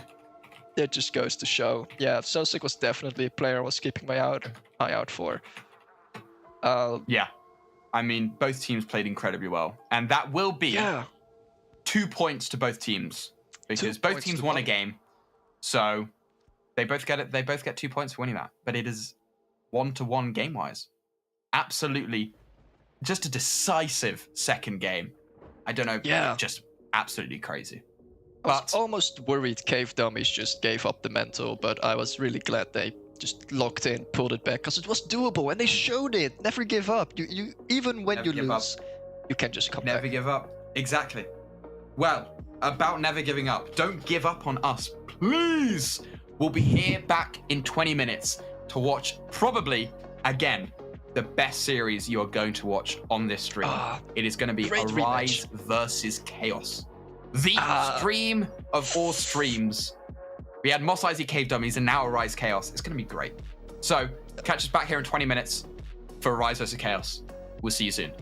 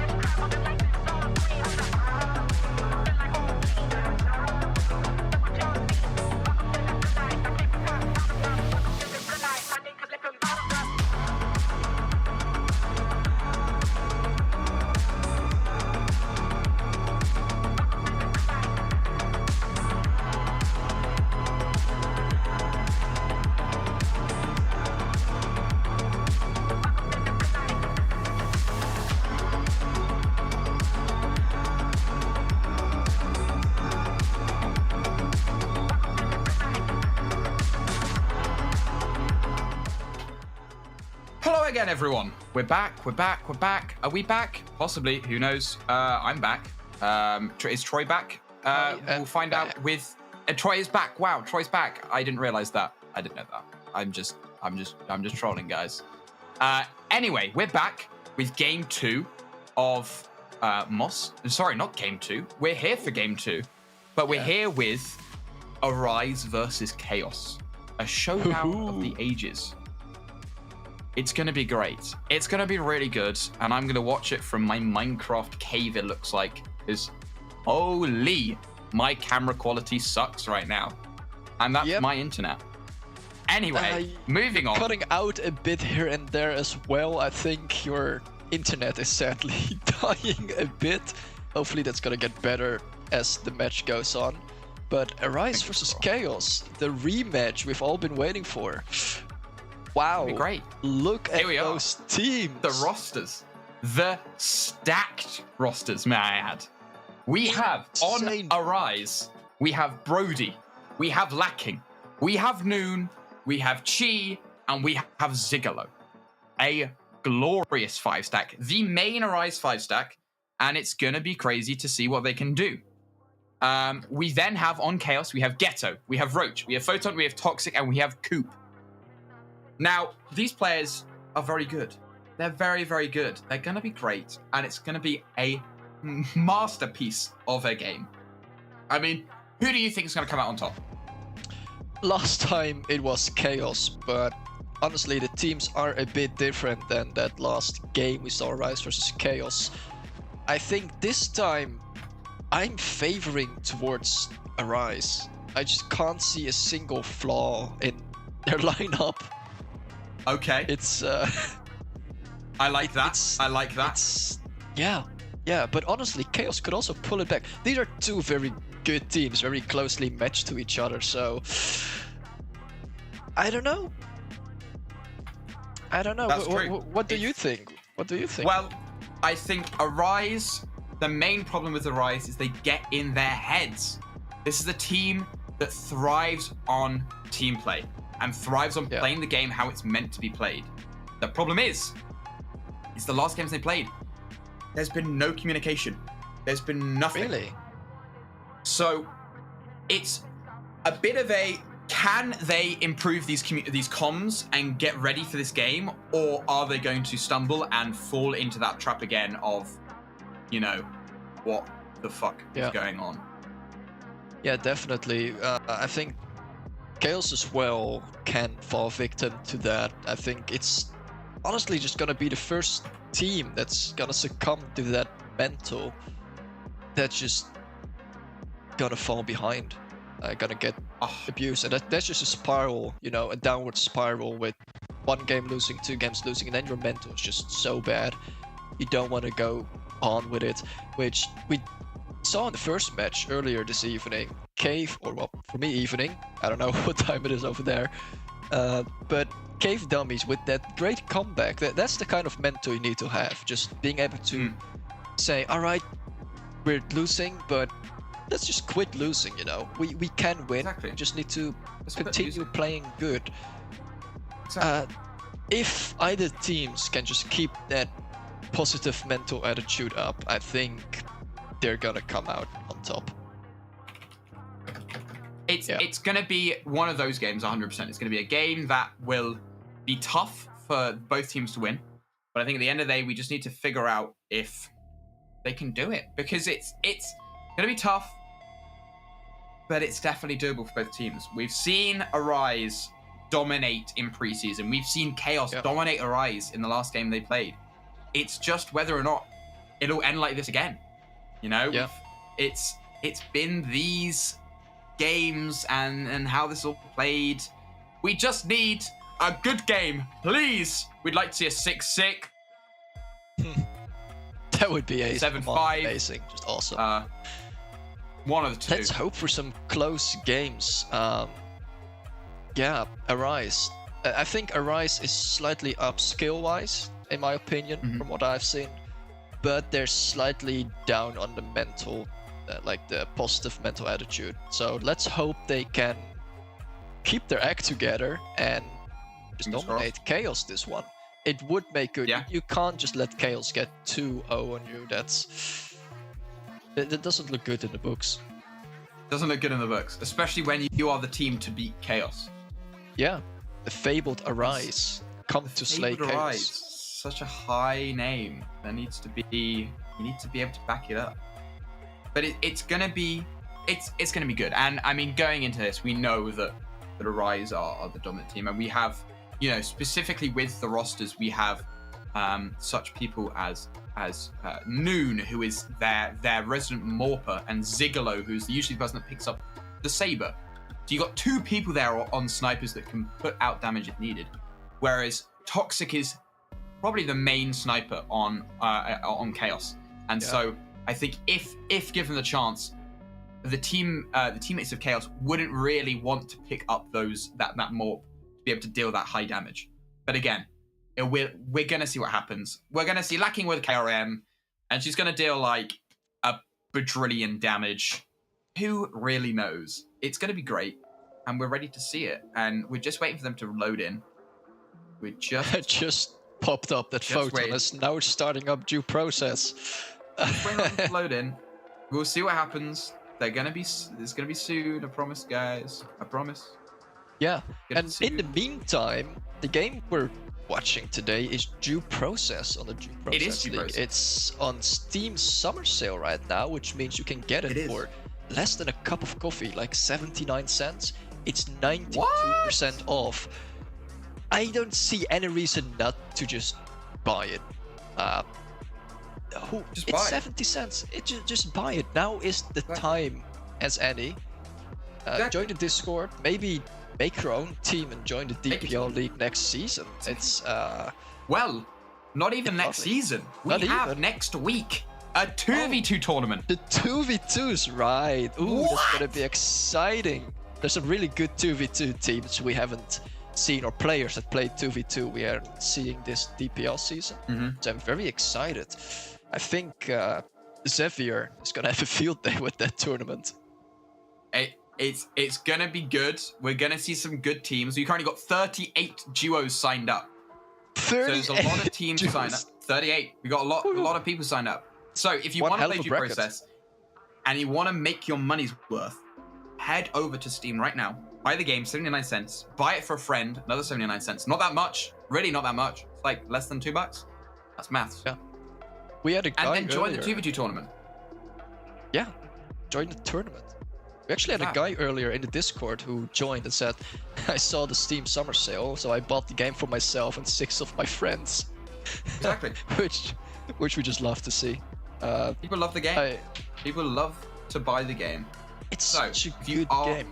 It's such a good game. And if you're looking for a good game, buy Due Process. You're watching it right now. You're about to see top tier play. So come, buy it, get the game, and then, only after then 2 hours, maybe think about putting it down. Because we don't want you to refund it. Please don't refund it, guys. We're an indie project. Please, guys. Need the money. Please, guys.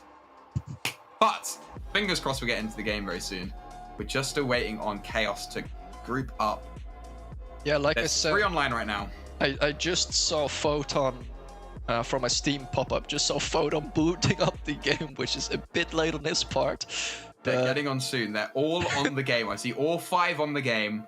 They can't wait to play. They honestly can't wait. They're really waiting at the gates. They just need to figure out where the launch button is.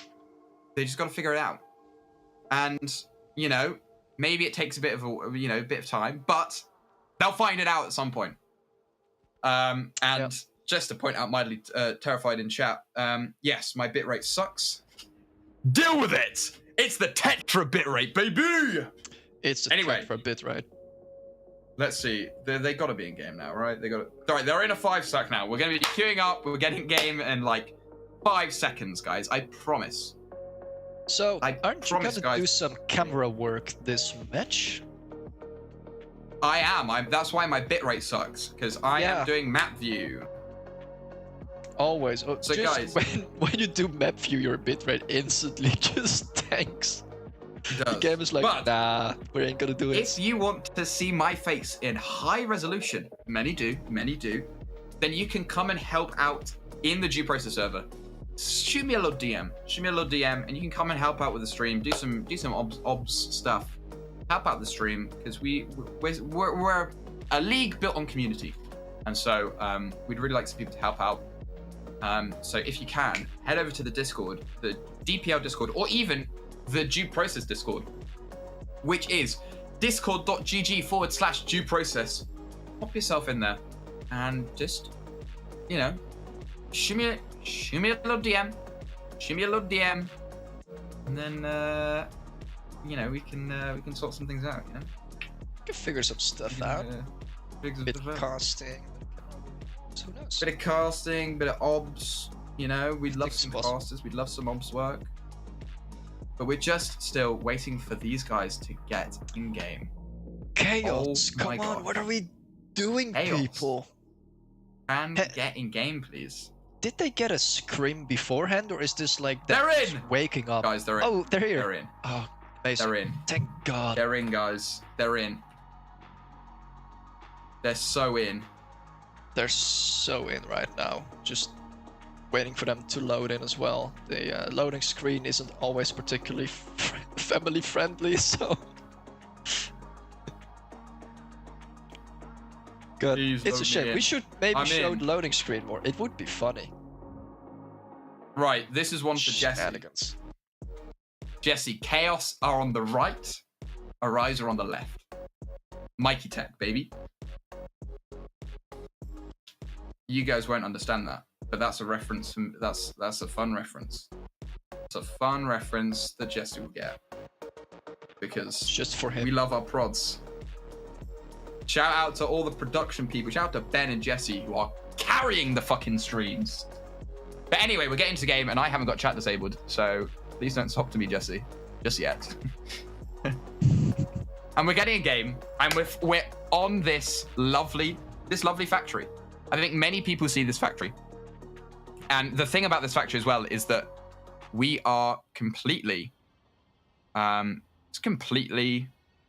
It's absolutely completely dark. This map unfortunately did not generate any lights, so it's dark, and it also has a storage that's quite defendable, I'd say. So I think a lot of people see this map and go, okay, we're gonna push, from green, or maybe a server farm push. It's probably the strongest pushes you have here.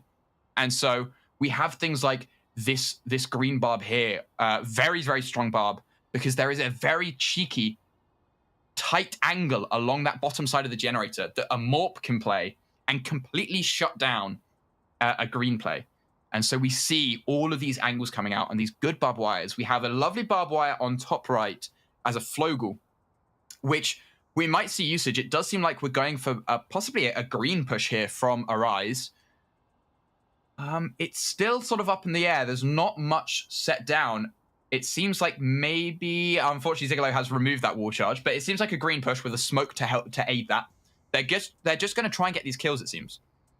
They're going to hope for that auto shotgun in the top right of your screen. You see a lovely exclamation point here. They're not going to play it because not many people play the auto on Khaos, but we're seeing this barbed wire come out, this crossfire angle. We have so many people to play in this large area. And there it is. There is the play finally made. They're going to be going north and a green split. This could result in death for the attackers. We shall see. Very interesting split push. We see no torch nor any nade from Arise coming out, but the green door is barbed. That's going to be a bit tough to push through. I think they're just going to smoke it and hope for the best. Let's see, they're lining up the clacking with the kick of the green door so they can flank from both sides at the same time. And the red door is down, it's been clacked. They're taking it slow. Night vision is on already. Some poking, lacking, getting some connects, also being tagged up. Ouch, ouch, Noon going down as well. You see Great Molly going out into smoke, sadly not connecting on anything. Sigalo taking it close, Sigalo connecting, no. Toxic gets away with it. That's going to be very dangerous. Toxic with the mob is potentially just going to get another connection in. Oh, Sachi going down as well. Punishing Roach. We're seeing Ghetto, Toxic. Toxic rotating around with the mob, trying to get some sneaky angles, some long angles. We've got a lot of close range weapons from Arise. That's not too great. Let's see what Lacking can do here. Get that torch out of here. Peeking it slow. Peeking it slow. Brody jumping on Ghetto, getting the jump kill. Toxic left, getting some picks off. Ooh. Oh, he got spotted by Brody. Brody getting a clean 4K. Wow. That's some great SMG play. Actually pushing through that, I believe, barbed green door. That was just very clean. Arise, again, just showing their skill. Brody showing that skill. Constantly flanking. And now it's just time for looting. Securing that Ingmar, potentially even getting that mob. Let's see, they saved their Clacker. That's good, that's lovely. Yeah, I mean, what a strong round from Arise there. It was just they turned played a 3v5 into a winnable round. We saw lots of kills come out. We saw a wonderful kill there from both the Lacking and Brody. Brody with a 4K. I mean, what a round for Arise. Yeah. Really strong round. They were able to claw that back somehow. Really strong. And now we're heading onto this dome. A dome many have seen before. And we have a look at it and go, what is the best play here? Now that we've used a charge and people are probably expecting a green, is it worth greening this? And I think Arise are going to say yes. They're going to green this because this green is so strong. It's very, very hard to hold this green. Pardon me. Very hard to hold it from this observation. I mean, we have angles like this, but they can just be shut down with a single flash. Very strong angle, shut down almost immediately. And we can see other things like this barbed wire is very strong here. This ghetto bar, this toxic barb that he's placed, very easy to swing out. But the attackers have that observation advantage, and so can see them doing this. So they're going to have to shoot that out if they want to use this. But this green is very strong. If they can just flash through, save their flashes for this jungle, it seems like they're doing it. They're going to use 1 for beach, and then they're going to use 3 on jungle, which is definitely where you want to use them. You don't want to be using these flashes anywhere else. We see 1 deep obs to clear it. That is fair enough. But we don't want to be using them in useless places like on this pit, where you can just swing it and win the fight. There are a lot of things in play here that Arise are going to have to do to win this round, because Toxic here is shooting out these observations as we predicted. He's going to play that swing. You're going to need a flash for that. So they're going to have to figure out where they want to use this nade, because it's not going to be useful in that spot where they have it. So we'll see what they do with this, and we'll see how they attack this dome. We sure will. It's a great 5-stack on beach. That pit, they do have a nade. Sigalo's carrying a nade, which is probably going to be used on that pit door, because they really need to secure that pit. Or potentially just going to go full obs, which is a bit more dangerous, I feel. Good flash going out, and they are in obs. It was completely given. Defenders decided to just leave it be. Good nade coming out. This is going to allow them to push from observation into jungle. Gonna take it slow. Not any connections happening yet, and we're seeing a first wallbang. Actually, not even a crossfire, just a wallbang. Trying to wallbang each other. We're just scouting it out. Yeah, Toxic just trying to get some wallbang damage. That's not gonna last forever though, especially with the ammo running out. So we're just seeing them ignore Toxic and just flashing short, flashing deep. Ooh! Such a good flank. Had the possibility to getting free, but Photon is just cleaning up from a long distance. Noon eventually connecting by going low out of sideline from Photon. Sachi keeping it clear, eyes on pit, but there is nobody in pit. Toxic only has 1 boot left. That's not good. But Arise is falling apart, so he might not even need to use it. Photon gets a 3rd kill on Noon with the Ingmar. That's such a good Ingmar position. Lacking and Sachi need to try and push out of that, but time is running short. They're gonna flash, they're gonna go for push. That person can't go off the defuse, and no, they're too late. Ah, no. That's it. That was the game. It's just a cleanup. Just Photon cleaning up those kills. It's just been played a bit too slow by Arise. That's such a shame. They had a good push going on, but Photon just holding that down. Arise didn't know what to do. They spent too much time thinking, too much time coming up with a plan, and time just ran out. They had to push in way too aggressive, way more than they'd like to be pushing. And it cost them dearly. But that does mean that Khaos is back in the game. It's 1-1. Either team can just claw back up. Photon saving that Ingmar. That's gonna come in very handy. Photon is nasty on that Ingmar.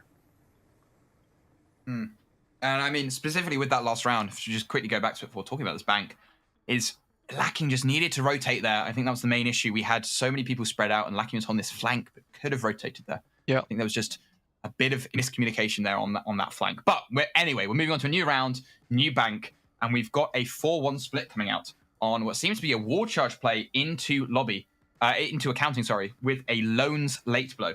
Now, Loans late blows are my favorite. This is a fan favorite plan of mine, is you just send 4 here. You put high pressure accounting, you wall charge through, you get this button fast. And then once you're out of there, you just rotate round, wrap here, and just go for vaults. It's as easy as that. It doesn't take that much work. It's a very simple and easy plan. They just have to worry about this main issue, which is this Flogel here. This Flogel can stop a play instantaneously. If they are worried about it, they need to bring a frag for it. They've brought Torch for this green. I hope they still have a frag. I don't believe they used one round 1, but I could be mistaken. So what I hope here is that... Perfect. So what I hope here is that they go for this green, and they also bring this frag for a potential Flogel. That is something you have to expect on these bank red doors, is a Flogel. Because they're so thick, and they're so easy to Flogel, that if you don't have a barb, this play is just going to be utterly destroyed instantly. Yeah, I really like the late blow as well. I think Khaos is expecting it though, and is definitely preparing for it. I love that wall charge from lobby into accounting. That's quick. It's quick and aggressive. We're just seeing 4 people entrance, no barb on entrance, which means they are probably going to be pushing fast and aggressive. Scouting it out first a bit, potentially smoking it, flashing it. Just seeing if they can get any picks. Yeah, and they're going in. 2 flashbangs going out. Beautifully spaced. Beautifully spaced. Teller is being secured. Some pre-fires, no connection though. We see Sachi waiting with the clacker. As soon as that vault is open, they're ready. They're ready to go in. Wall charge going off. Instant smoke in. Button is open. Wall charge on Sachi's side. Blown, but it is getting Flogelled. But wait, did the Flogel miss? Am I seeing that right on the map? I think the Flogel is a bit too far off the door. Sachi might be able to slip past it? Ooh. Or is that done intentionally? I don't think it is. And Noon takes out Dodd. That's dangerous, that's dangerous. It gives them an opportunity to push in. One good flashbang, and that's just gonna be toxic. And Roach gone. But can they do it? They're opting for a bit of a cross exchange fire. Good nade, bit of damage. Oh, and they're in already. Noon getting killed. Oh, great Molotov, great crossfire. That's gotta pull them back into the game. Arise suddenly down 2 people, but they're rotating through servers now. That's a flank that Photon gets. Photon is down. And Toxic also down. Brody gets some beautiful flanks going off, including a wall charge. Sigalo down. Brody down. Sachi trading for Roach. And Sachi, Ghetto, last 2 alive. Diffusing bomb, putting on some pressure. Ghetto getting taken out. Wow. There was some great play by Brody, followed up by an amazing play from Roach. And Saji just being able to pull it back. Saji saw that commotion happening, and instead of waiting for Roach to recuperate, they just pushed in aggressively, took out Roach, and then won the 1v1 with Ghetto, which was great. There was the last map, so we see no looting here, but Saji, very nice defuse. That's gonna bring Arise back on top with 2 points, whilst Khaos only has 1. We're switching sides now. It's looking strong. Looking strong for Rise right now. We're seeing good rounds, good usage of this utility, but it's coming down close. And I think that we definitely could be seeing some more dominant rounds, but we'll have to see on this defense. Defense is where Arise probably play best. They have just placed 3 barbs on that sound. Yeah, they are. They play best. They play battle buddies. They play these strats and playing as a team, and that is how you win this. Zigalo here pointing out that this server farm red door blow to then wall charge into storage is a very popular play, but they need to play it like it isn't going to be the thing they're going to do. They're going to probably not do this. It seems like it's going to be a full green, which is probably good. They probably want to save some explosive for the next couple of rounds.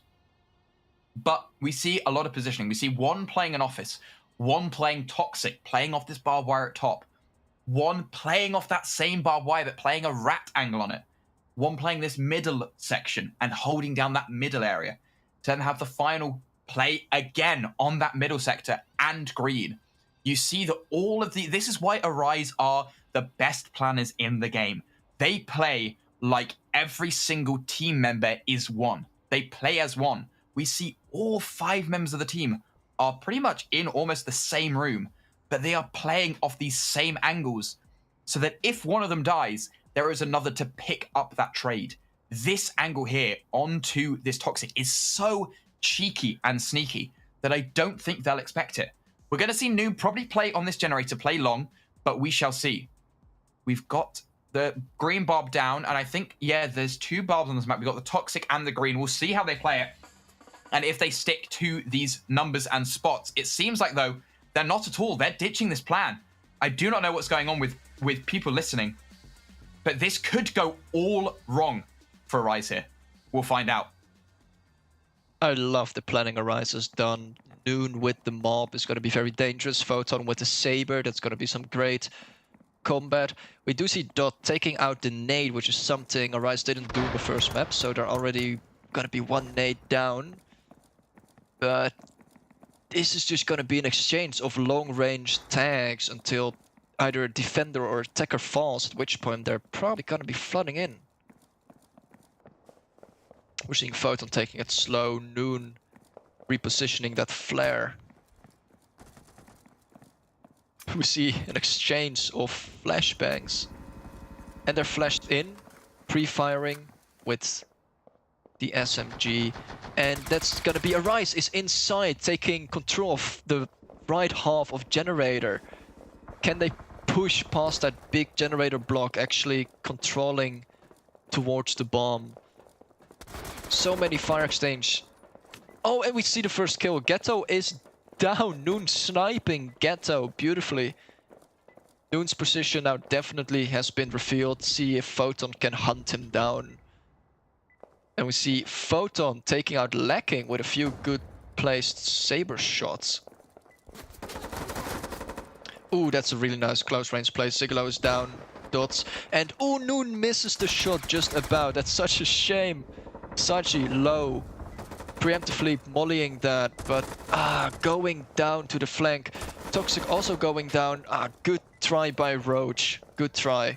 Sadly, Khaos is taking this with them. Or well, I mean, Roach. Wait, no, I was wrong. Roach got the kill. That's what I meant. Good try by Roach. Good succeed by Roach.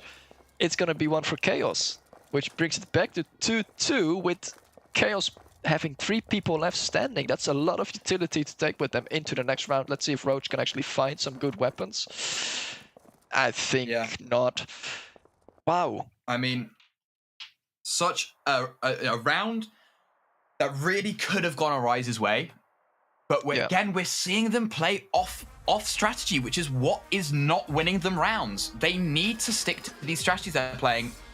We saw them play on that factory, and we saw them have all this lovely play and all of these lovely things going on, to then just lose it all. And that's how they're losing rounds. They need to stick to working together. Otherwise, it's not going to work out. And we now go back on this dome, this lovely dome, and we see a bit of a different play coming out here. We've got the same pit barb. That pit barb is very, very good. It allows for this swing on this north side pit to come out and be able to get that kill there. That is a very, very good spot. And then we can have this person here on the eastern side of pit to play the counter flash. Now, counter flash is where you have two people in the same room, but they're far enough away that one flash doesn't suffice. And they will have to, and attackers will have to use two flashes to clear. And this is a perfect example of it. And it's really, really good. It also allows this jungle player and this Eastern Pit player to rotate out and play jungle. We see, though, that we've placed this jungle barb, this sort of top ruins barb, in a different location. The defense prior had it in this spot here. Sorry, no, apologies. They moved it here in planning phase. They moved it to where that nade is placed. But on defense for Rise, they're now playing it here in this ruin spot, which might make it a bit easier for Rise to defend this map in general. This ruins is quite a death trap when it comes to Molotovs and shooting. And there we are. They're all shooting out observation. Very strong. Giving any information to attackers is something you don't want to do. And breaking those TV screens is definitely something that is needed. And we'll see if Arise can, Khaos can do anything here. It seems like we're going for a full green, like Arise. And we'll see if they fall the same way. Yeah, I like the full green strat. It seems we're taking it slow. They're kicking, playing it very carefully, even though usually people don't hold on beach. It looks like all five are... No, they're splitting up. One or two are going beach, putting Overwatch, whilst the rest is going ops. They've already got control of ops. Khaos, just looking around, seeing all the broken TV screens isn't gonna give them that much info. We see Noon with the Ingmar in a nasty angle, but Khaos seems to be aware of it, smoking it out. That's really gonna put some salt into Noon's dinner right here. Flashing and going into pit, rotating from observation to pit. Probably not a bad play, although Ghetto is landing one on Sigalo. Good damage. Ghetto not getting away with it unpunished though. Being taken out by Lacking. We see Broding holding pit. Does he know Dot is right behind there? No, he doesn't. He knows there's somebody, but where exactly? Gets kicked. We see the shield going out. Good flash. Doesn't really get as many people as they want.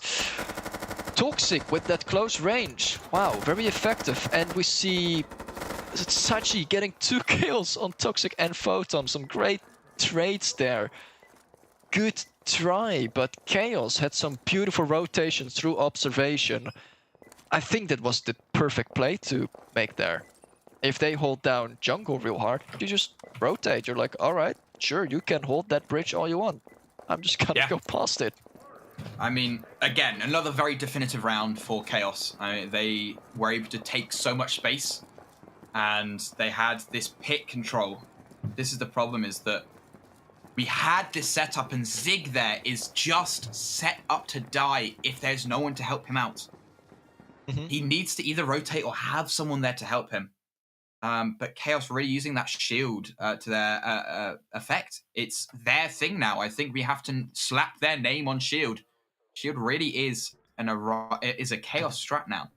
But going into this bank, once again, we see this bank is a very, very strong double blow and a very strong late blow. And we've seen that they've ecoed, so they definitely have an idea. Toxic is coming up with a very silly plan. But it does look quite funny. Are they going to blow loans into servers? Well, what I hope is the opposite. Is it seems like what was called by Toxic. Toxic isn't the shot caller for Khaos, is what I know. But it seems like, we've got a tele war charge possibly. Oh. But they've saved these two charges. Maybe in accounting. We'll see. We'll wait for them to place it. But we've seen that these two... There it is. There is the server blow. Oh, never mind. We'll wait. But while I talk about this is that they've saved these two charges. So Arise know that they are planning to do a war charge. This is something that is obvious on this map. This map is a very double chargey map. You probably go, okay, it's a bank with a vault right next to a red door. We probably want to double blow this, right? So it's a strong double blow map. They just need to figure out what they're going to blow. And this is something good from Arise. Usually Arise are a team to fall to the norm and fall to what people call the default and default blowing. But we're finally seeing something that is not default from them. This server Talon's war charge is incredibly powerful. This will catch so many of them off guard. That is what is beautiful. They are setting up to Flogel. They're going to have someone behind that loans desk. The only problem is that they have double barbed them. They don't want to let what Brody did to them is they're going to double barb the servers. They're going to go crazy. Entrance, accounting split. We'll see this war charge come out. We'll see if Brody can hold down this with Noon, but it will be a hard right-hand side level hold. We'll see if they can do it. We'll see. Yeah, this is gonna be a very hard defended as well as hard attack map. We see a lot of utility coming out. It's the final round. We have one grenade left for Khaos. They're gonna use that well, probably right here on entrance. I just want to see what kind of shield play shenanigans they're able to pull off. Or they might actually forgo entrance altogether. They prefer to save the nade and use that somewhere else. Probably to take out whatever is gonna get Flogold on some other side.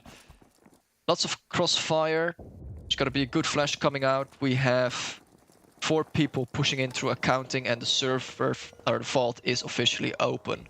Vault, manager and security are not contested really. They're all in servers hiding with really good barb. If they manage to get that nade, if Khaos tosses that nade into servers, that's game over. That's gonna do so much damage. Get rid of those barbs. They just need to toss it well. Although that being said, there is an auto shotgun hiding in vault, and that's always just a very scary thing to be. And we see the nade being tossed. Let's see what it does. Getting rid of both barbs. Beautifully played. Khaos taking out 2 defenders. The defenders are now pre-firing, just wall banging, panicking. Servers is completely given up, given to Khaos. Khaos is now gonna try to rotate. They've wall charged out of nowhere. Khaos coming up, but ooh, Sachi getting roached. No, with the gat, with the pistol. Now it's down to a 1v1. Sigilo versus Photon. Sigilo with the close range weapon. Photon with the long range. Sigilo is at every advantage here, time-wise, barb-wise, and Photon just... what? Photon just jumps out of nowhere and just takes down Sigilo with 2 beautiful shots. Wow.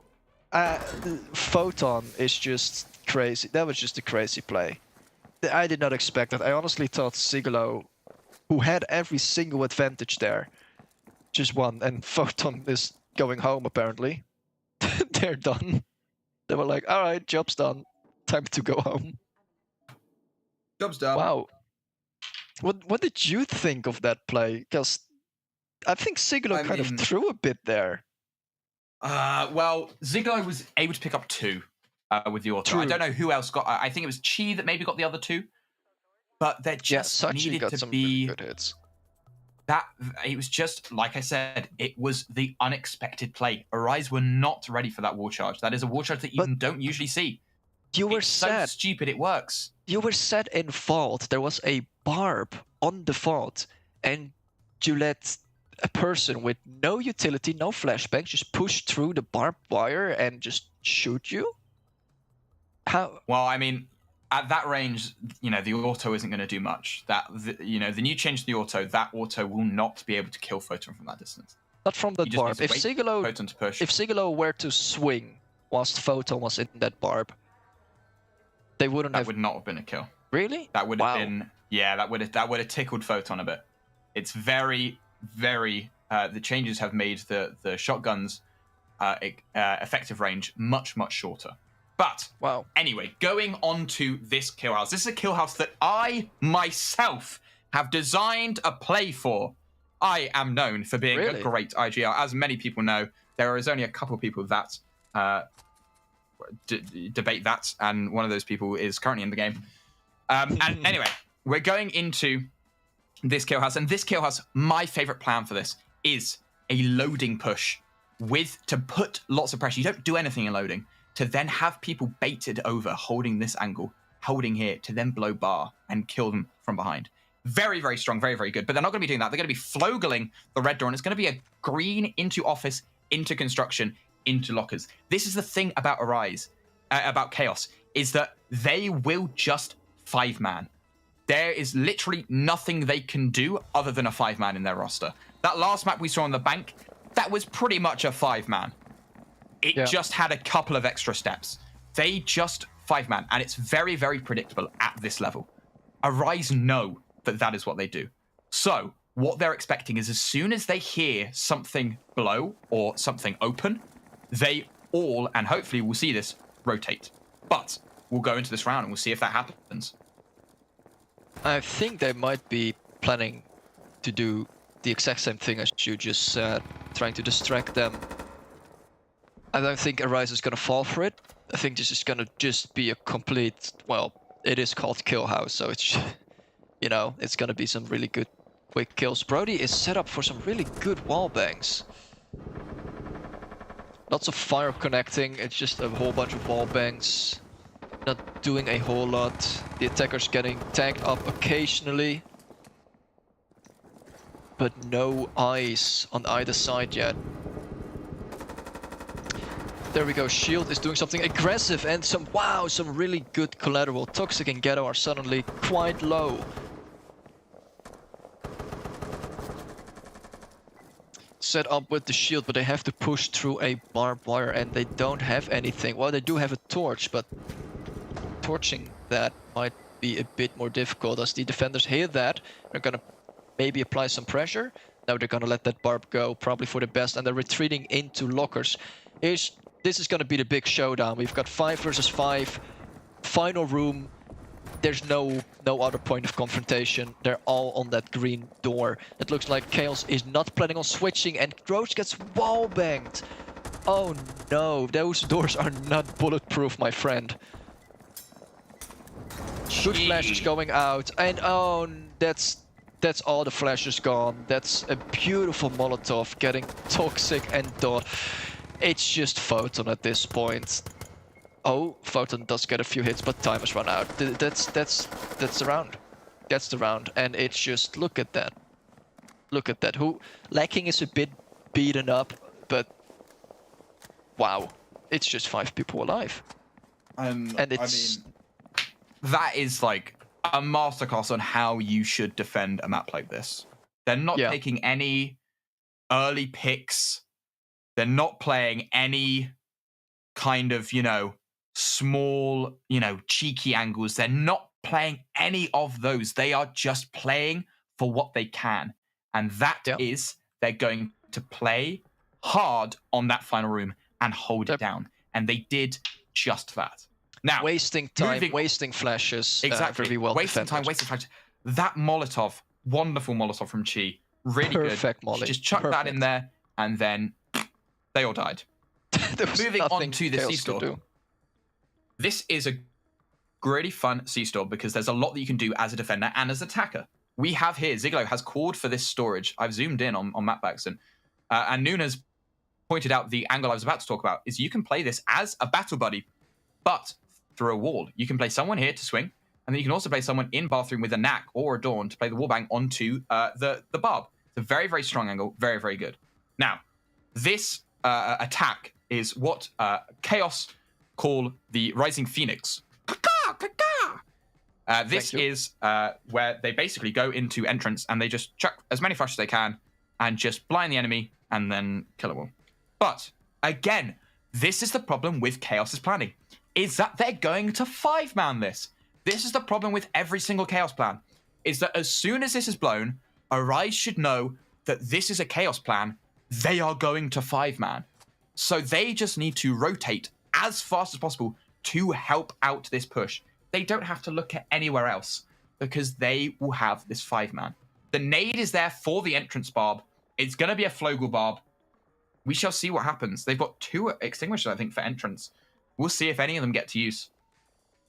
But again, this is hopefully a shutdown on Arise's side onto Khaos because they know what is about to happen. They know this is going to be a 5-man stack. They're probably calling right now in VC that this is about to be a 5-man stack. We shall see what happens in the coming minutes. But if this isn't a 5-man stack, I'm going to eat my hat. I think it is gonna be. I love the way Khaos planned out those flashbangs, and Arise is set up in the worst way possible to deal with that. Those are 2 or 3 defenders just completely blind. Let's see how quickly they can pull this off. They're all 5, just taking some pot shots. They're nading that barb, and I think after that nade is over, they're gonna be flashing in, although getting tagged up like that does scare them back a bit. Flash is going out, not doing a whole lot. Because of the Molotov, they can't follow up, like pushing in behind that flash. Is this just gonna be the defenders holding them? There goes the Phoenix, 2 flashes going out. Great, people repositioning. I think it did blind somebody, but they couldn't get the kill quick enough. Toxic does get some connections, but kills are falling fast. And suddenly it's a 3v3 with a double cross even. Friendly fire on Arise's side. That's not something you want to see. Lacking playing some close range SMG fights. Still got a molly. Sigalo taking out Dot. That's really good for the defense. And Ghetto also falling. Suddenly it's just Photon against 3 very good players. And time is ticking. They got 25 seconds to defuse. And now they're beaten up and they get flanked from all sides. Yeah. I mean, good try by Photon, but the Phoenix kind of failed. It was just too slow. And the molly just kind of denied them the good push. Molotov denies it. Yeah. And they just need that green presence a bit earlier. That green presence just then shuts that down to be a 4v4 in Storefront rather than a 4v5. Yeah. Which is what we saw. We saw as soon as the play of the push was coming in, Dot was rotating outside. He wasn't even in the building to be able to deal with the green pressure. And Ziglo was able to take him out. If you want that to be effective, you need that green pressure to make it a 4v4 in Storefront to be able to get those picks. But talking about 4v4, it's 4 points versus 4 points. 4-4. Khaos, the Khaos team roll with I think 3 wins in a row has kind of been halted by Arise now. Yeah, Arise are really picking up some rounds here now, and I love it. We've got some wonderful barbs coming out. Apologies, I'm cracking open a Dr. Pepper for this round. Ooh. We see a good barb. We see some lovely angles drawn. This is an angle up here on this Toxic. You can look directly onto the bottom left-hand corner of this green door. And it's a very hard angle to be spotted at. They have got a smoke prepped for this. We see here, we've got a smoke on this ping. You can't see my pings. That's good to know. But you can see my pings. We can. Wow. We see a lovely smoke coming out, which is it could be detrimental to this hold. Which means that they have to rotate off. And this barb here as well is very good. Because they, again, are pointing out these incredible angles. We have one here. We've got one to play with this person here. We've got one playing so far back. They're playing with these 2 people. But they're in another side of the map. And then we've got more playing here with the 5th playing here. It's just crazy. And they just need to stick to these spots. These are really good spots to play as a team together. They just need to figure it out. And I don't think they're going to be able to. I think, again, they're going to forget this plan. They're going to play in different spots as they should. And they're going to fail because of it. These spots are so good and help everyone out. If they can't get this, I'm going to be very surprised. Because this is a masterpiece of a plan. Khaos has a lot of utility though still left. Still got a nade, so that's gonna really advance their push. A bit of a early Molotov, if I'm being completely honest there. We see a lot of flashbangs, a lot of smokes. I think the smokes are gonna be imperative to Khaos's push right here. I don't think they're 5-stacking this time, or at least they're holding some cross angles. We see one person sneaking, making their way down south. I think that is Photon with his own door charge to blow that red door to be as quiet as possible. That's picking up a kill. Beautiful shooting. Wow. Brody also falling to Dot. How about we don't peek that angle anymore, boys? That's clearly not working. Photon blew into docks. Can't enter, but does have a great angle. Oh my god, look at Saji's angle. Saji connects, lands the kill on Ghetto. Don't hip fire that, lacking... I'm not sure how much damage was dealt, but...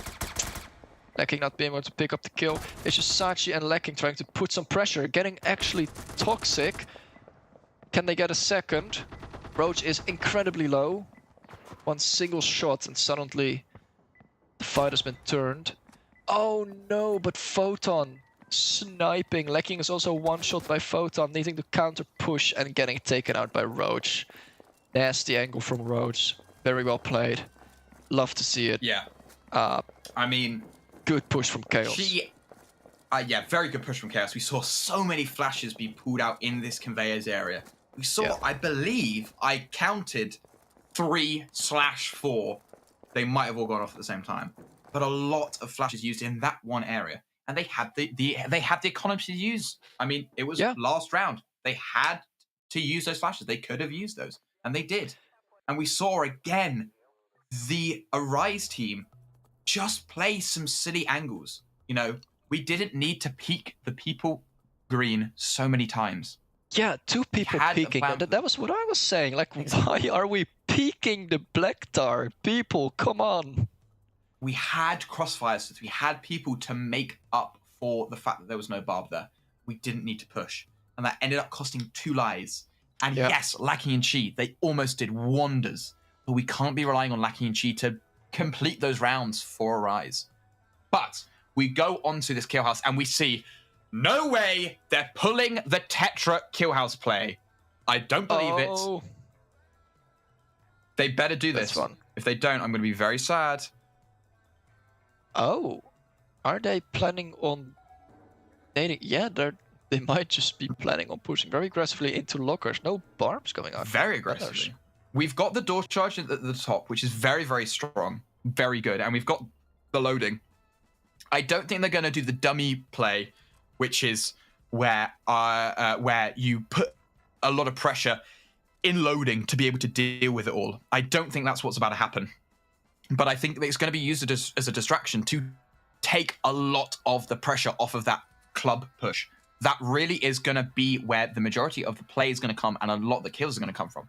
And it looks like they're going to take what seems to be bar and backstage and club and then slow down. They need to slow down at this point. If they go too fast, they're going to lose the round. They need to slow down, wait for people to come around, and we'll see what happens. We've got some lovely barbs coming out. Lovely green barb on that loading. That's a very good barb. Allows for wallbangs to come out. And then we've got Ghetto on a reaction barb on these doors. It's going to be a very strong round. We'll see if Arise are able to do it or if they will flounder. It really could go either way. And they're slow walking here. They're doing exactly what is the plan, which is to... Noon's pulled a flash, though.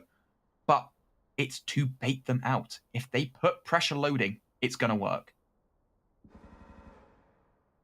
I'm having a few connection issues on my part.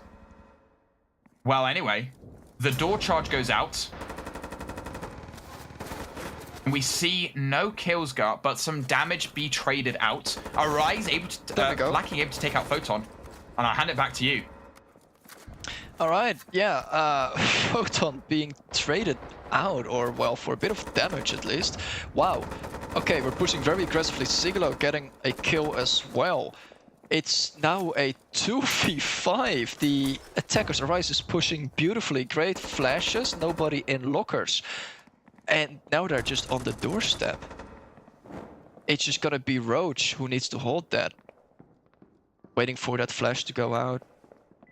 Oh, that's a nade. Good molly. Great molly. That's really gonna slow down their push. Ghetto is playing a bit more in the back. Oh, wow. Roach actually connecting on that with the big AK. They can definitely lay down some damage. That's a not too bad flash, I want to say. Oh, and that's it. That's it. Sigalo and Sergi just peeking. Sigalo being traded out, but Sergi is just playing close real good. That's it. And just cleans it up. Just cleans it up barely, but cleans it up. And that's just gonna give a rise. Another 5-5. It's such a close game. Such a close It's just game. Khaos and Arise trading wins. Yeah, I mean, we're insane. at 5-5. This is still anyone's game. It's very, very... I love it. It's gonna Absolutely love it. It's going to be close. So much closer than they were last time they played against each other. So I love how they're more matched. A much, much better game. Both teams are fighting for that space. And we saw Arise use that play very effectively. Lacking was able to take that kill on Photon very early on. And then we saw just the defense fall apart. There was a hole in their map defense. And they just took advantage of that. They were able to take that kill in bar on Dot. And then once they had that, they had 2 people dead and as much map space as they wanted to. People had to fall back. They had so much map space. Now, yeah, these next 2 games are going to be important. The next team that wins is going to be able to actually either secure the tie or the victory. So this is already a very important match, this game. It is going to be very important. And going back onto the C-Store, we see what Khaos really needed to do, which was have entrance and green presence. This green is very, very strong. It clears out a lot of the angles that you don't really want to deal with when pushing Storefront, which mainly is Freezer and also this Liquor / Arcade. All of this can be cleared out with a lovely push into storage. And while they're doing that, they can hold down all of these angles on Storefront with this wall charge. They can hold down this back spot here. They can hold down this side of Freezer. They can hold down this part of Teller. They can hold all of this down to aid the green push. This is what Duprose is about, is about helping the other push. It's about teamwork. It's about letting the other push get in there and helping them with angle holding. And we can see that there's a lot of smokes, a lot of flashes being prepped for this Storefront. We see a smoke coming out from Brody on this Teller. So they're even going to smoke this off to make it a bit easier for the defensive side to push in. For the attacking side to push in, apologies. And we're just off and away. We'll see how this goes. Lovely barbs here. Toxic, great barb onto Freezer. Very, very good. And he has a barb left over. I want to see where he puts it. But again, another good barb on entrance. We'll see how this round plays out. Yeah, this is gonna be quite a push as well. We see Sigalo with the shotgun. Love to see Sigalo with the shotgun. That's probably gonna be some great kills as well. Ooh, Dot's trading some damage, not in their favor. That's gonna be a nade taking that barb in Freezer out, but it is smoked. And I think, yeah, their plan was a Vleugel. Beautiful, and suddenly the barbed wire is back in the exact same location. Love to see it. Dot is really eager on those peaks, which I'm not sure if that's a good play, but sure, keep him there. Toxic, falling. Arise has nothing to get rid of that barb, but is gonna try and trade as much damage as possible. I think Khaos is a bit low on HP. Dots and Roach are very, very close to just being one shot.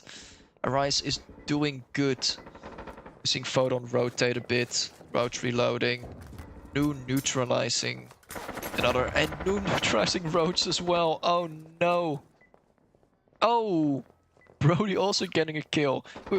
We're just seeing a whole lot of connections happening. Sigalo getting another one with a shotgun, and now it's just gonna be Ghetto. Ghetto being able to take out Brody at least, but yeah, such a good push from Arise. They took it slow when they needed to take it slow, and they went fast when they needed to go fast. Beautiful teamwork, good angle holding. Khaos was a bit too eager with some of those peaks, in my opinion. And this is just going to set up Arise with a lot of utility, and it's going to ensure that they either tie the game or win it. So either way, Arise is going to get 1 or 2 points, which is definitely something they want. 100%. And we saw there Arise very strong CSO state. Right at the end there, we saw like an almost sort of warlike strategy of just a giant wall of people holding down every angle that could possibly happen. And we had Ziggler in bathroom. We had 3 in storefront with 1 more on bomb. It was like they couldn't go anywhere. They are trapping the defenders like rats and keeping them there. And we go on to this final map. It is back on this factory, and we see much better barbed wire, personally, in my opinion, from Khaos here. These are some good barbs. We have a lovely barb here, which was missing on Arise's play, which really led to the downfall, I think, of the Arise play, is they didn't have a barb here. They couldn't hold this push from afar, so they had to swing it. We then have this office barb, which is also very strong, but it is reactive. If you see a barbed wire that has some little brackets around it, that means it is reactive. That means it may not be placed there, but if they go green or toxic, it will be placed there. It could be used somewhere else if needed. And so we're seeing this barbed wire possibly be played at sorting, it seems, or at office. And it seems like Khaos have perfectly planned, pre-planned what Arise are going to do, which is these 2 smokes. Yeah. These 2 smokes look at those have smokes. been called. Wow. Which is a crazy play. I don't think I've ever seen anyone pre-call attacker smokes. This is unbelievable. And we have, again, this is the problem with Khaos, is that they have these lovely barbs, but they're not going to play off them until later on. They're going to play off them once they get a swing and get a pick. And this is the problem, is they play as solo players. And they're very good at playing as solo players, which is why they're so good, because they are able to get kills and they're able to play. Brody's going to die here, though. But yeah, Brody. Brody. Oh, but Brody has the shield. Brody has the shield. So Brody's going to be A-okay. Very well thought out by Arise. Getting some intel. That's going to scare Khaos to back off a bit. Maybe even get behind that barbed wire. Toxic with the mob. We have no sniper from Arise. I believe they lost that saber earlier on. So Toxic has no real competition. Gonna get a relocation. That's not something you want to peek unless they're gonna flash it. But they're doing the right play. Taking it slow. It's gonna get flashed pretty badly. Being able to retreat quickly enough. Noon is tagged up, but does get dots on another engage. Toxic getting smoked. The defenders or the attackers are going for the lights potentially. Ooh, look at that snipe by Toxic, I believe. Yeah, beautiful. Getting lacking. Another one. Oh, and down goes Noon. One more. Get Sigalo as well.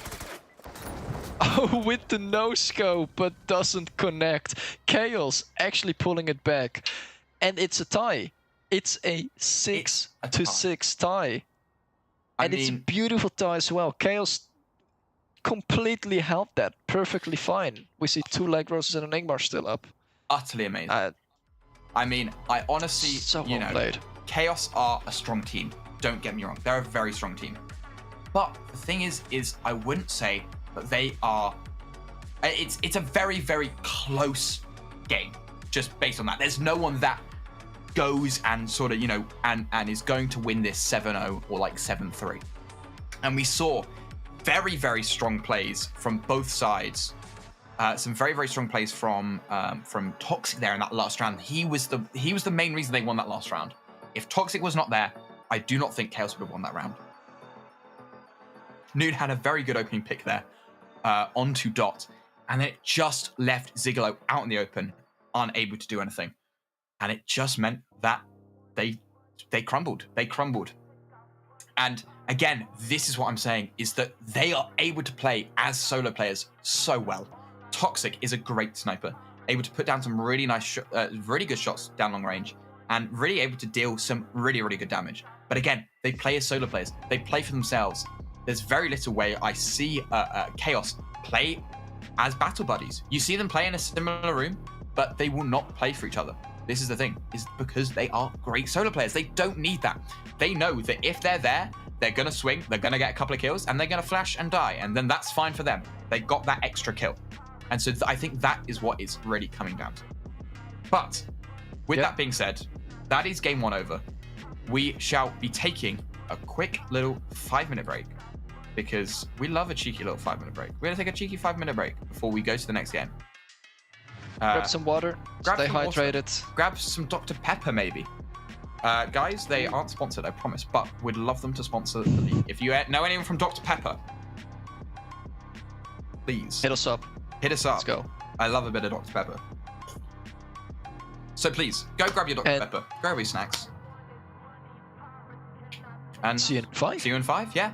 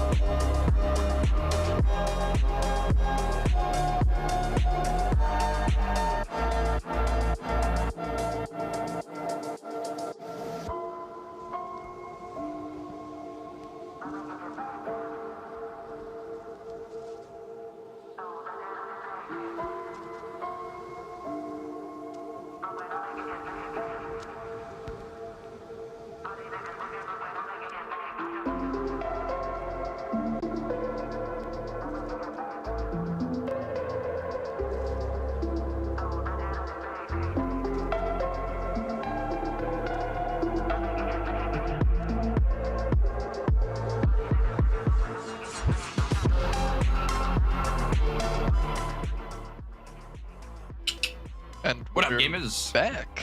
We're back. We're back. And I've been told to shut up about the Dr. Pepper sponsor. But I shall not. Dr. Pepper shall prevail, and so will. Cheez-Its. Such a rebel. Let's just start grabbing stuff that's in my room. Reese's. These are my Trying to get a snacks. sponsor in. These are my street Anybody, snacks. please. Anyone, please, just please show up. Please sponsor us, please. Anyway, we're getting into game 2 of Arise vs. Chaos, and we're gonna have a little bit of a chat about it.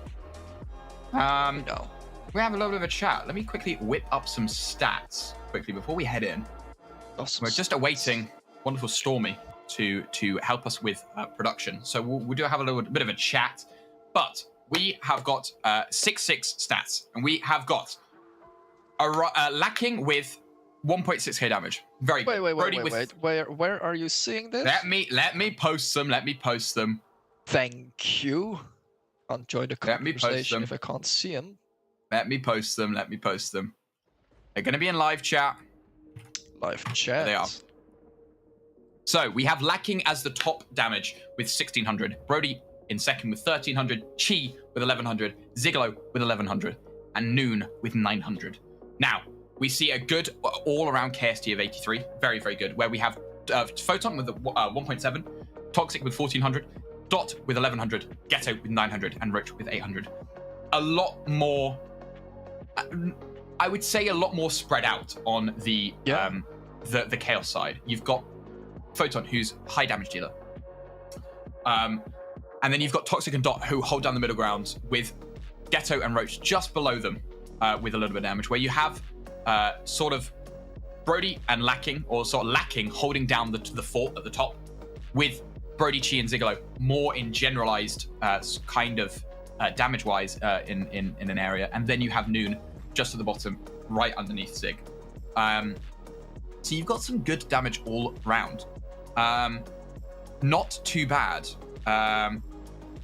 It's anyone's games. These stats don't tell the true story. It's again a game about team play, and so we see that if you have a high KST, that's probably quite good. We have Photon at KST, which is great, but it's not usually the best. I mean, it's very, very good. Don't get me wrong. But anyway, we shall be going into this game, and we shall have Stormy join us midway through, because their game is very close to finishing. Let me add them to queue up, and we should be getting a game very, very shortly. Queue up, yeah. And in the meantime, we're playing Due Process League. We're playing Due Process. We're watching the Due Process League. We're watching Due Process. We're playing Due Process. Due Process, indeed. It's on Steam Summer Sale right now. It's 92% off, which means it's less than a cup of coffee. It's like 70 cents or something. Get the game. I mean, why wouldn't you? It's 70 cents, quite literally. Just open your wallet and just find like 2 coins. Can't really slot your coins into computer, but I mean, you could try. It's lovely. Join the community. Join the Discord if you wish. Join the Discord. It's great. Please join the Discord. It's a really fun activity. There's a lot of people to play, and remember, we have something coming up. It's called the 2v2 tournament. The 2v2 tournament. Sign up with you and your friends next week, next Saturday and Sunday, 2 p.m. EST on both days, and we go probably until about 4 or 5. So 3 hours of gaming. That's pretty darn good. Ooh. It's gonna be fun. Teams. It's gonna be a big bracket, isn't it? It's gonna be a big bracket. So far, we've got 38 teams. We'd love to get some more. We'd love to get that lovely 64 number if possible. So if you know anyone that wants to play the game, wants to play with a friend, wants to play the game in a competitive setting, come to pick up the game, because it's a darn good game. And I promise I'm not biased. 2 copies is like 150. It's like less than $2. So get one for yourself, get one for your mates. As fuck. Join the tournament just for shits and giggles. Just maybe once even. Maybe you'll like it. Again, maybe you'll stay. Maybe say I heart DP. I heart DP. I love DP. I heart DP. I love DP.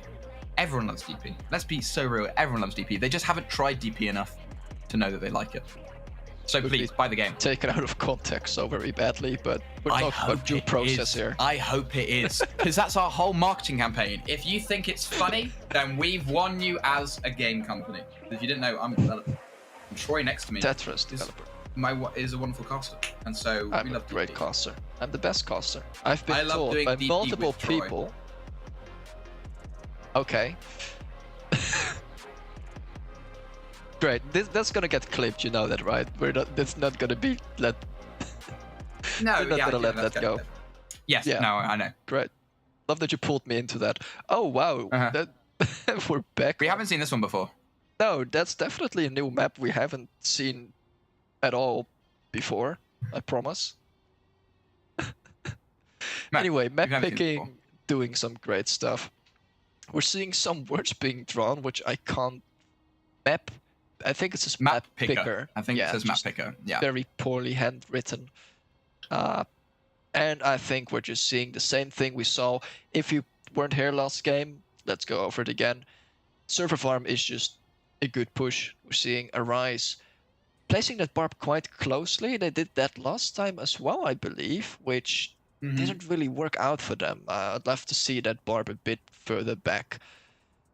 We see a lot of interesting arrows drawn by Khaos, who is on the attack. It almost looks like they're pushing or they're trying to predict what Rise is planning.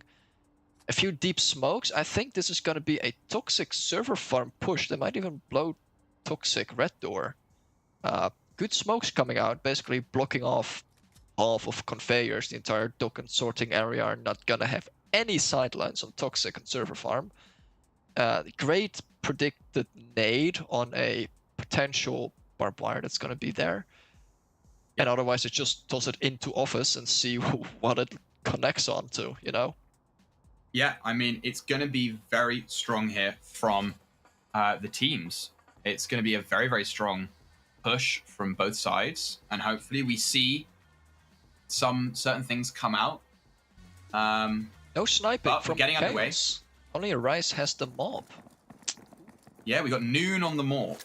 And no one on Saber for Khaos. But we see Dot, very smart there. Wow. Pulls the nade out of earshot from Toxic to then Skynade that. That might pick up a kill. Noon holding this green door. Kick comes out, but not on... And there it is. There's the kick. That's damage. And we see a lovely shot there from Noon. Getting a body shot on Roach. And that is very, very important. Some shots coming out from Toxic onto that barb. And we see some of them connect. Oh! Lacking, able to take out Dot. Chi, able to take out Ghetto. And that means that the morphed player is still alive and still down to that low HP. Noon holding this angle. Can he get a pick? We see teams slowly trying to figure out what to do here. Some warbangs coming in from Khaos. Morp on Arise. Noon holding this angle. They have flashes to use, but they're not looking like they're going to use them. Toxic is pushed into Toxic for free. That's a tongue twister. And we see the nade coming out into office. Nade thrown. And it goes out. Doesn't do much. But Morp comes out. Noon able to take out Toxic. And the Morp player is still alive. Roach on 60 HP here. Can he do anything? Photon pushed into office. Can he take out Lacking? Lacking goes down. But Brody takes out Roach in the meantime. And a wonderful play from Arise there. Really strong defense. Amazing snipes from Noon. Just that early damage on Roach is so valuable, so immensely valuable. So valuable. It's just great sniping all around. Good headshots as well. Love the defense. Some amazing sprays. It's just generally played very well by Arise there. Yes, very, very strong. And I mean, there are many things that go on in that round that lead to the win. But we're back on this map. Tetra, fix the map picker, please. I'm sorry. I'm sorry. We're seeing some they're great maps at least. They're fun maps to play. Love to see them being in rotation. It's our central observation with a great, large, important pit, and that pit is being controlled by Castle. So in the end, lots of people are going to be in Castle, lots of people are going to be in pit. I think base or beach is going to be well defended by Arise. It wouldn't be wise to do so. Hey, I got a tongue twister of my own. There you go. I see what you did there. We're seeing a lot of Barb going out on that observation. Would be funny. I don't think that's a good play, but would be funny. The defenders are planning on a potential jungle breach and push. It's not a great push for the attackers. They could do it, but I think split pushing then would be the best. Either 5-stack to pit and castle, or just split jungle, pit and castle. Or maybe split jungle beach. It would give 2 entrances. Still, it's 1 molly and you're completely blocked off, so it's just the best to take that castle, take control, and that's basically map control. You can go anywhere from pit, literally anywhere. Literally anywhere. Literally anywhere. We're seeing Khaos with their saber. They're pushing out the saber. That's probably going to be in beach. We're seeing Arise holding jungle heavier than usual. Not a whole lot of people in castle. I think that might come back to bite them in the butt later on, but we'll see. We'll see. A strat I love on this map is to actually just have a sort of armory of sorts and have all your items in observation, which I hope that they do. It'd be a very fun strat to see. But anyway, we're getting into this round. Oh, when the Morp shot goes out, Noon able to take a large chunk of Toxic's HP there. And Toxic only hitting, I believe that's either a hand or a wallbang on to Noon. But the kicks are coming out on that castle. They're deep in that castle. They're taking all of that castle control. It is tough. And there is so much going on right now. We see so much of just Khaos taking all this space, but Arise tactically allowing them to take this space. They aren't letting them take this for free. They're going to hold a fight. And we see that there is a sneaky rat known as, I believe, Lacking. It's Brody, actually, sitting in top ruins. Shot goes out. Roach is able to take out Lacking on the opposite side of the map. Ooh. Noon takes out Ghetto, and Sachi takes out Dot. Roach gets another kill onto Chi. And Roach is good for 2 right now. Can Roach do any more? They are getting slowed down by that barbed wire in Toxic. It isn't looking good. Nade goes out. Doesn't clear the barbed wire, though. This could be deadly. And it's just a blur as Noon takes out 2. Wow. With Brody taking out the last. Noon again with the mob, just going nuts. Wow, that's beautiful. Great flank from Brody as well. They've got Clacker in their hands actually now, and I believe, does Khaos even have a Clacker left? I'm not sure. Did they blow Toxic on the first map? Blue red door, I believe. They blew... Yeah. What did they do? They I think they greened. Sorting, I believe maybe. they greened. Yeah, 2 people on green, but I'm not sure if everybody went there. I think... or they might be. Either way, yeah. Okay. I think they still have a Clacker left. That's good for Arise, because Arise has a Clacker of their own, which they're gonna use to try and preemptively detonate an explosive charge from the attackers, potentially killing 1 or more people. We're seeing probably Khaos just knowing that, and they're like, well, crap, we lost our Clacker. Let's just go green. Just don't risk getting blown up by our own explosives. And honestly, green isn't too horrible. I'm not sure if Khaos has a breaching charge left. I believe they might. Because breaching into that accounting, yeah, they do. Breaching into that accounting is very quick and very strong. Just skipping teller and servers, essentially. Getting that button open, and then you just flank. You send a few guys going through loans, a few guys going through security and hall, and then you just close in on the defense. I think this is probably the better play anyway, and I don't think they're gonna have too much issue with Sigilo having that clacker, unless Sigilo is a very big brain player and is gonna be set up in accounting with that clacker, ready to we'll see. Detonate that breaching charge. That would be amazing. I think he's here to Flogel, and so we'll be there to clack that. But we shall see.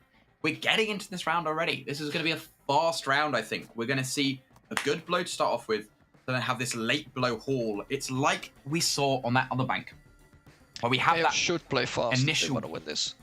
Let's hope they play fast. We see Ghetto and Toxic right outside that green, but Brody ready and waiting. This could be a disaster for Khaos if they cannot deal with it. We shall see, though. We have Roach on shield, about to push in. Brody, though, with the Igmar. With Chi giving info through security. Molly goes out. Good Molly. Delays the push, but doesn't deal any damage. That's fine. You don't need to deal damage with Molotovs. It is okay to delay. And they delay for Noon to get a shot off. Bam. But it doesn't connect. And it does connect. Dot is so low, I couldn't tell. Toxic takes out Brody while he's flashed. And Lacking goes down as well to Toxic. It's down to a 3v5. The wall charge is in, I believe. They're going to set it down. Already spraying it in. Here comes the wall charge. Sigalo's clacking. Sigalo thinks they're going on the flank yet. The wall charge isn't in yet. They're wasting so much time on this. They just needed to bring it in. Wall charge goes down. Ghetto's ready to clack. Clack goes out. Will Zig move off this? Ghetto pushing in. Noon with the morp. Can Noon do anything here? Dot is right behind Noon. They don't know he's there. They're not checking Roach. They're not checking him. Noon is behind enemy lines here. Photon pushing up, though. Can Zig get a clack here? Kill here. He does. Boom. He gets Photon with the clack. That is huge. That is the flank gone. Toxic with the barb. Noon pushing behind, though. With an LS gets Roach. Oh, my God. They didn't check Noon. They didn't check Noon. Dot. Is he able to do anything on this Noon push? Kicks the door behind him. Takes him out, but takes out Toxic at the same time. Dot, what's you doing? Chi gets Ghetto, and it's down to a 2v1 situation. Ziglo around the corner of this vault door. Dot swings and dies while doing it. Wow. What a defense. Arise with 0-3, and I don't want to say it, but I have a feeling Khaos kind of made a series of mistakes there, which cost them their game. Very good entry, but wow, after that they just fell apart so quickly. I think they kind of got stumped, not sure what to do next. That's tough. Great plays from Sigilo, great clacking, great control, self-control. Just stay there, just take it slow. Great flank with the LS. Who was that? I couldn't catch the... That was flank. Noon with the LS. Noon, again Noon. Great stuff, great snipes early on. And the LS flank just being nasty. Just it's amazing. Such a dangerous player, and these 3 defense games were just... Noon was just devastating here. Let's see if he can continue it on attack. He's probably dealing it, so I think they might be grabbing the Saber just to keep up the good feels, the sniper feels, you know. It is not a bad map for the Saber after all. Maybe just even torching Doc, something like that, or pushing through sorting, which we haven't seen done before because this is a pretty good green door. So if you're gonna green door, this is probably the map to do so. We see Khaos wanting to place that barb a bit further back. It's fun to see the dynamic of Arise playing it close and Khaos a bit more conservative. Although this time we are seeing that really close barb, which I'm not sure how much pressure they're going to be able to put on that barb. Oh, they're going for both. There you go. Best of both worlds. It's double as expensive, but anyway, office being barbed. Nice reactionary barb. We are quite light on economy. Khaos is saving up, taking it easy. They are bringing out their mob, which is definitely a good call, but utility-wise, just taking it slow. Not too many crazy weapons around either. We see Zigolo this time on the Saber. Zigolo is the Saber person. Sachi with the Clacker and Lacking with a nade. Also taking some flashes and some smokes.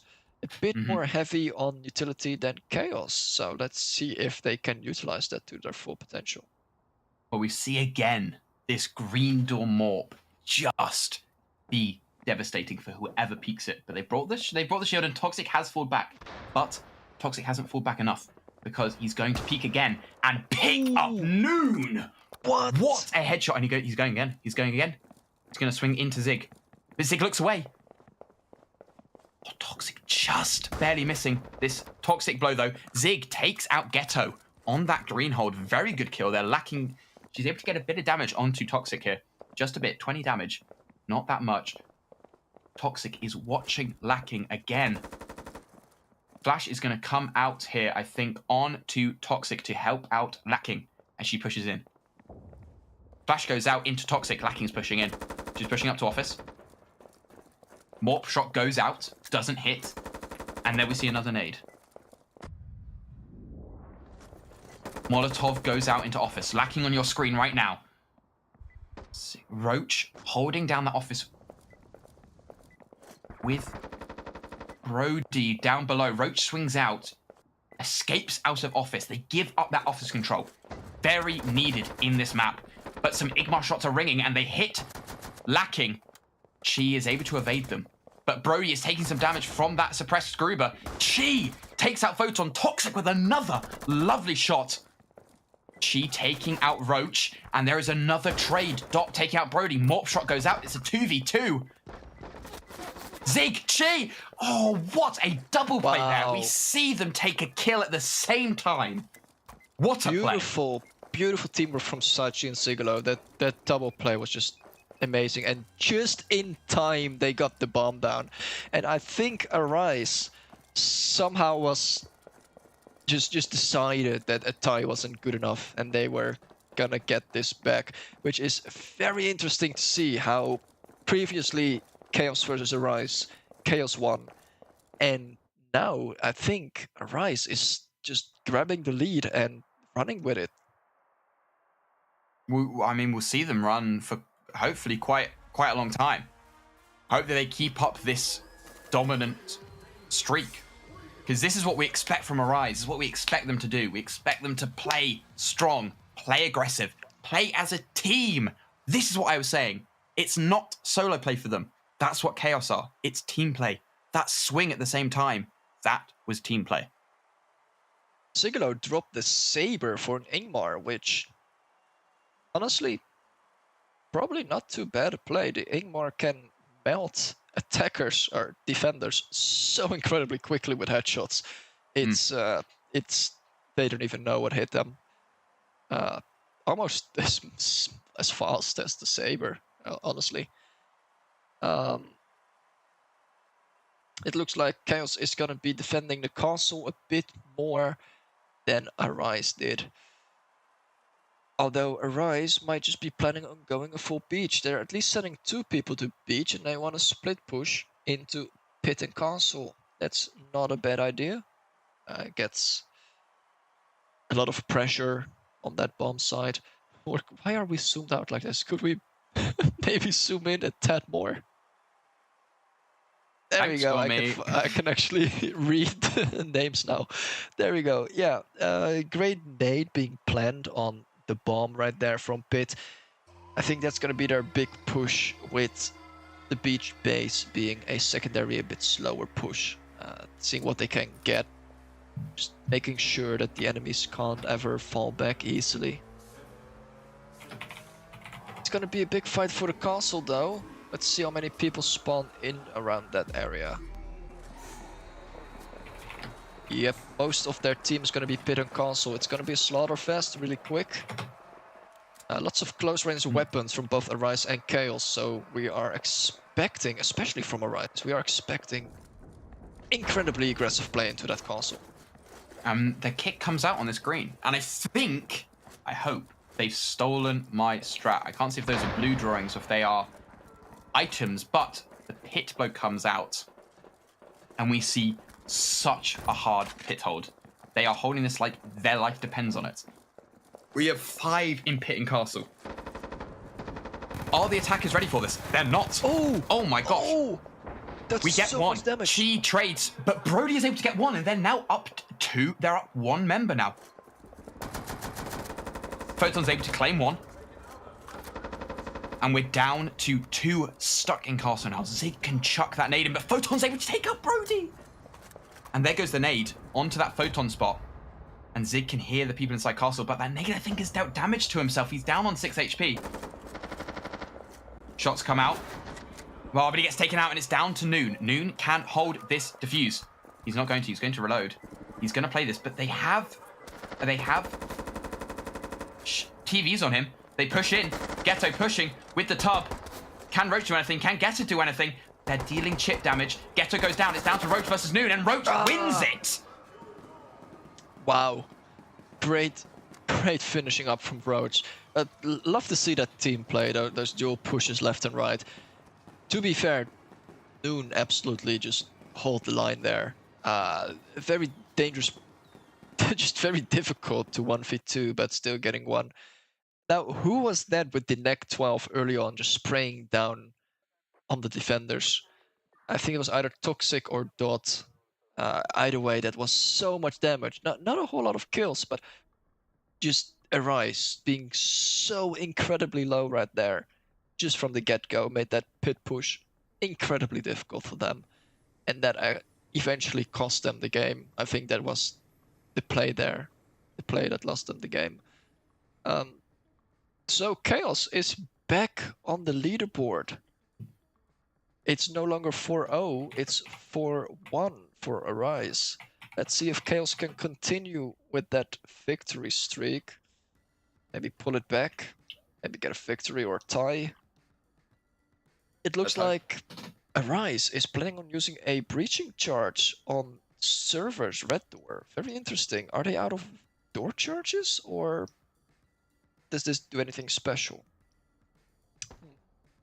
Who knows? Either way, they're split pushing from servers and lobby. Or they were planning on doing that from lobby. Torching Barb on lobby. Khaos. Just a very typical defense. Barb on loans, Barb on entrance, Barb on accounting to servers. Just the points of contact they're going to be expecting. We see Dot coming out with the auto shotgun. Probably hiding around some corners, or plenty of corners to play, especially on these pushes that are going to be made. 4 barbed wire is actually going to come out. That's a lot of utility from the defenders this round, whilst Arise, it's actually the last round anyway, so that's why both teams are going to take maximum utility. If they don't use it, they lose it. We see, yeah, I think they only have the breaching charge left, the wall charge, so that's what they have the wall charge. But yeah. I believe they're going to use it on this server, so we'll see some good use out of it. Very dangerous, though. Maybe Dot's going to get a few kills. Charge comes out, and they're pushing in hard. Dot with the auto, and he kicks right into it. Noon goes down. Chi is able to trade, though. Dot getting on with the auto is not what you want. You want to get at least 2. You want to trade yourself. You want that to be a useful weapon, because now the defense have it. And lacking, she's not going to take it. But Zig is pretty damn good with that. We see Roach putting some shots down, able to hit lacking. Roach peeking again. Roach just needs to play passive off that barb. If he peeks again, he could die here, and it could lose the round. He needs to play passive off the barb. That's what it's there for. We don't need to swing from it. Roach pushes back, pushes all the way back. He gives up the entirety of accounting. Probably quite a good call there. Able to give up the entirety of accounting, play with the team. Much better than playing off that barb solo. they torch the barb and push into accounting. They're going to waste a flash on accounting. Do they think someone is still in there? I believe they're going to waste a flash. Flash goes out into manager. They've wasted one. They've wasted 2 flashes. Not looking good, and it's clear, and they realize their mistake. Ghetto with the knack. Is he able to do anything? Gets a little bit of damage. Can he shine?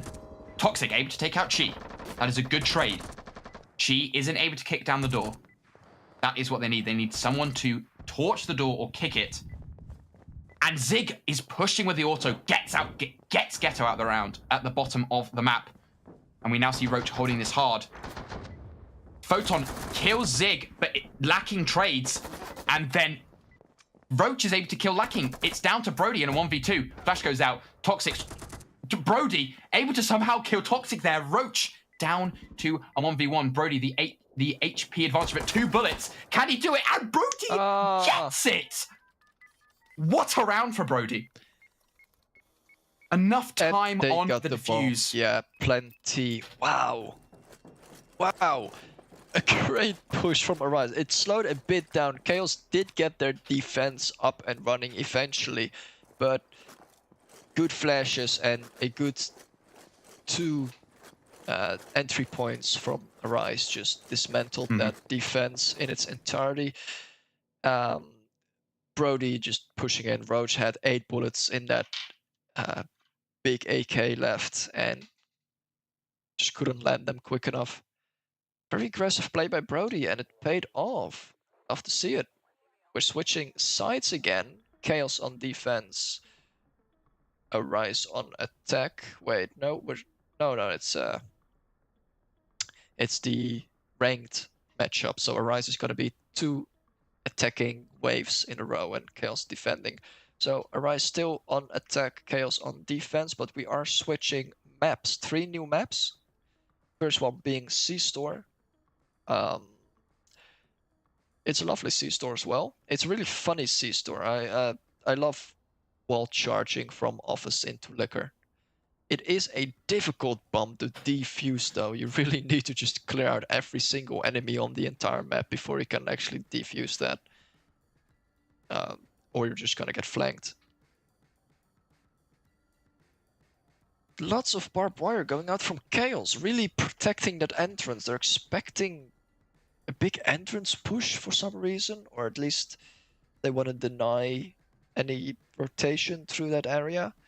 I'm not so sure if that's their main point of concern, since that massive skyline in office is pretty much the most famous entry point in this map there is.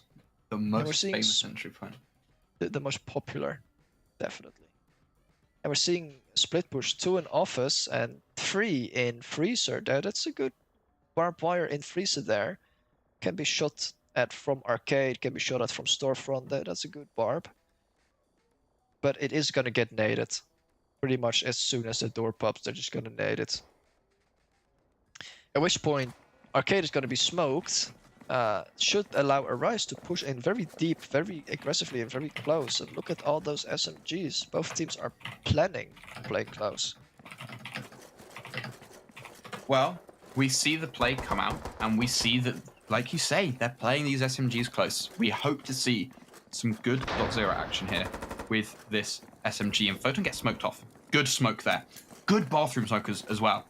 Arise are playing like Arise now. They are planning for things. Bad molly from Roach there.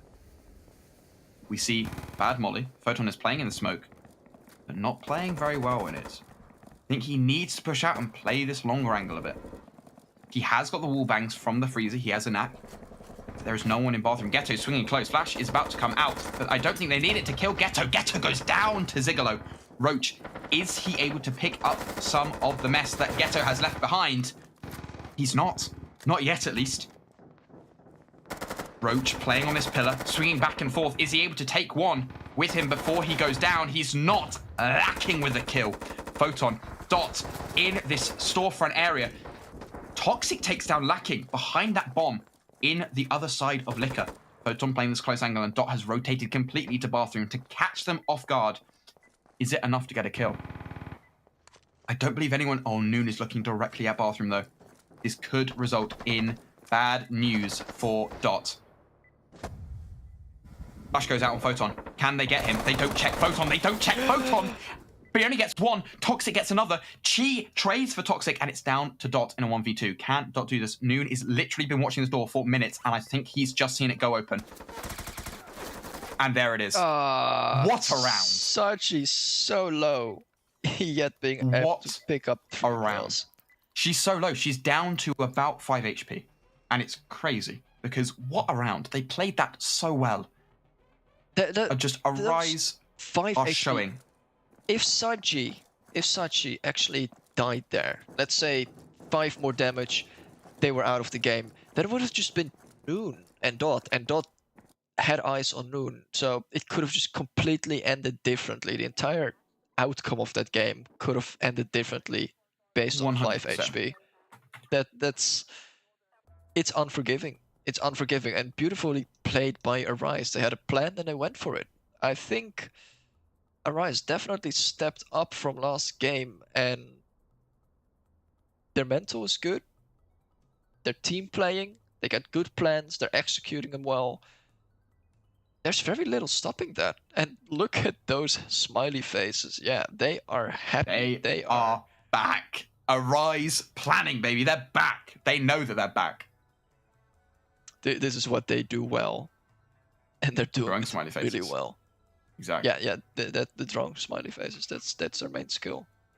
Zig, I think, has just drawn on the map that Saber angle we saw on this map at the game prior from loading onto that pillbox. I think he was watching the stream, so that angle is something that he can now use to let other people know. Learn something new every day, and indeed, map picker. Great stuff. Great map. We're back on our favorite kill house map. Great haul.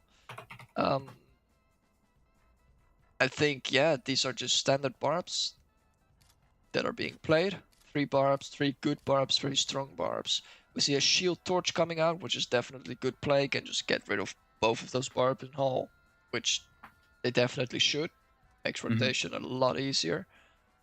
And just hold pillbox, flash it, clear it, and once you've got pillbox in haul, you're free to practically just get the rest of the map. Yeah. Lots of close range weapons coming out. Sigalo back with the shotgun. Love to see it. Toxic with the mob. Ooh, you're gonna watch that angle. I'd love to see if Toxic can get a kill with that. Good headshot. Damage, definitely. They're gonna get some damage. I trust Toxic. We trust in Toxic here. We see them playing again, like you say, this close haul, and as you say, haul is the key to victory on this map. 100%. If you're able to take haul and then have nice pushes onto that crate, you can win. And there's Noon watching that angle. Ghetto wallbangs go out, dealing a little bit of chip damage to Brody. Good damage dealt. He's done enough to hopefully scare them a bit. Shots coming in onto that roach spot from Noon. They see Ghetto in hall. They know that he's there. Noon is going to push up to stop this. Ghetto's got the molly the wrong way, though. Noon has pushed up enough. He swings. Ghetto isn't able to get a kill. Roach has a molly to help out, but it's the wrong side, and Ghetto's going to die for that. Dot is able to trade for Brody, but he's still not able to get Noon, and Noon is deep, but he gets... Noon is able to get Roach, but Dot trades. That is not what you want. That haul hold is down, and Dot goes down to Zigalo with a DL. Morp shot goes out, does not connect. Toxic, low HP, has this Morp. Can he do something with it? He's trying to go for a wallbang kill. He swings. Doesn't shoot. He knows he's in danger there, but gets wallbanged, and it's down to Photon. Photon places down the barb. He isn't able to do anything, and that's is 7-1. A definitive win for Arise. That's the game. Great stuff from Arise. Completely dismantling Chaos, coming back from their earlier ties and losses against Chaos. They were like, never again. We're just gonna end it here and now, and they did. End it here. Great place. I can't believe Toxic got wall banked like that. Oh, That was I mean, nasty mental. stuff. Nasty stuff. And then we see this is why Arise are known for being the best team. They plan like nobody else. They play like a team like nobody else. We saw there a reason why I am saying, people say I'm hating. I'm telling the truth. I'm a truth speaker. Arise are planners. Khaos are solo players. We saw that on the Kill House. We saw that Ghetto was playing that alone with no one else to help him. If that was Arise, you would have someone there to play anti-flash and play against that for Ghetto. But we didn't see that. And we saw the molly that could have been used to help Ghetto out be used on a different push.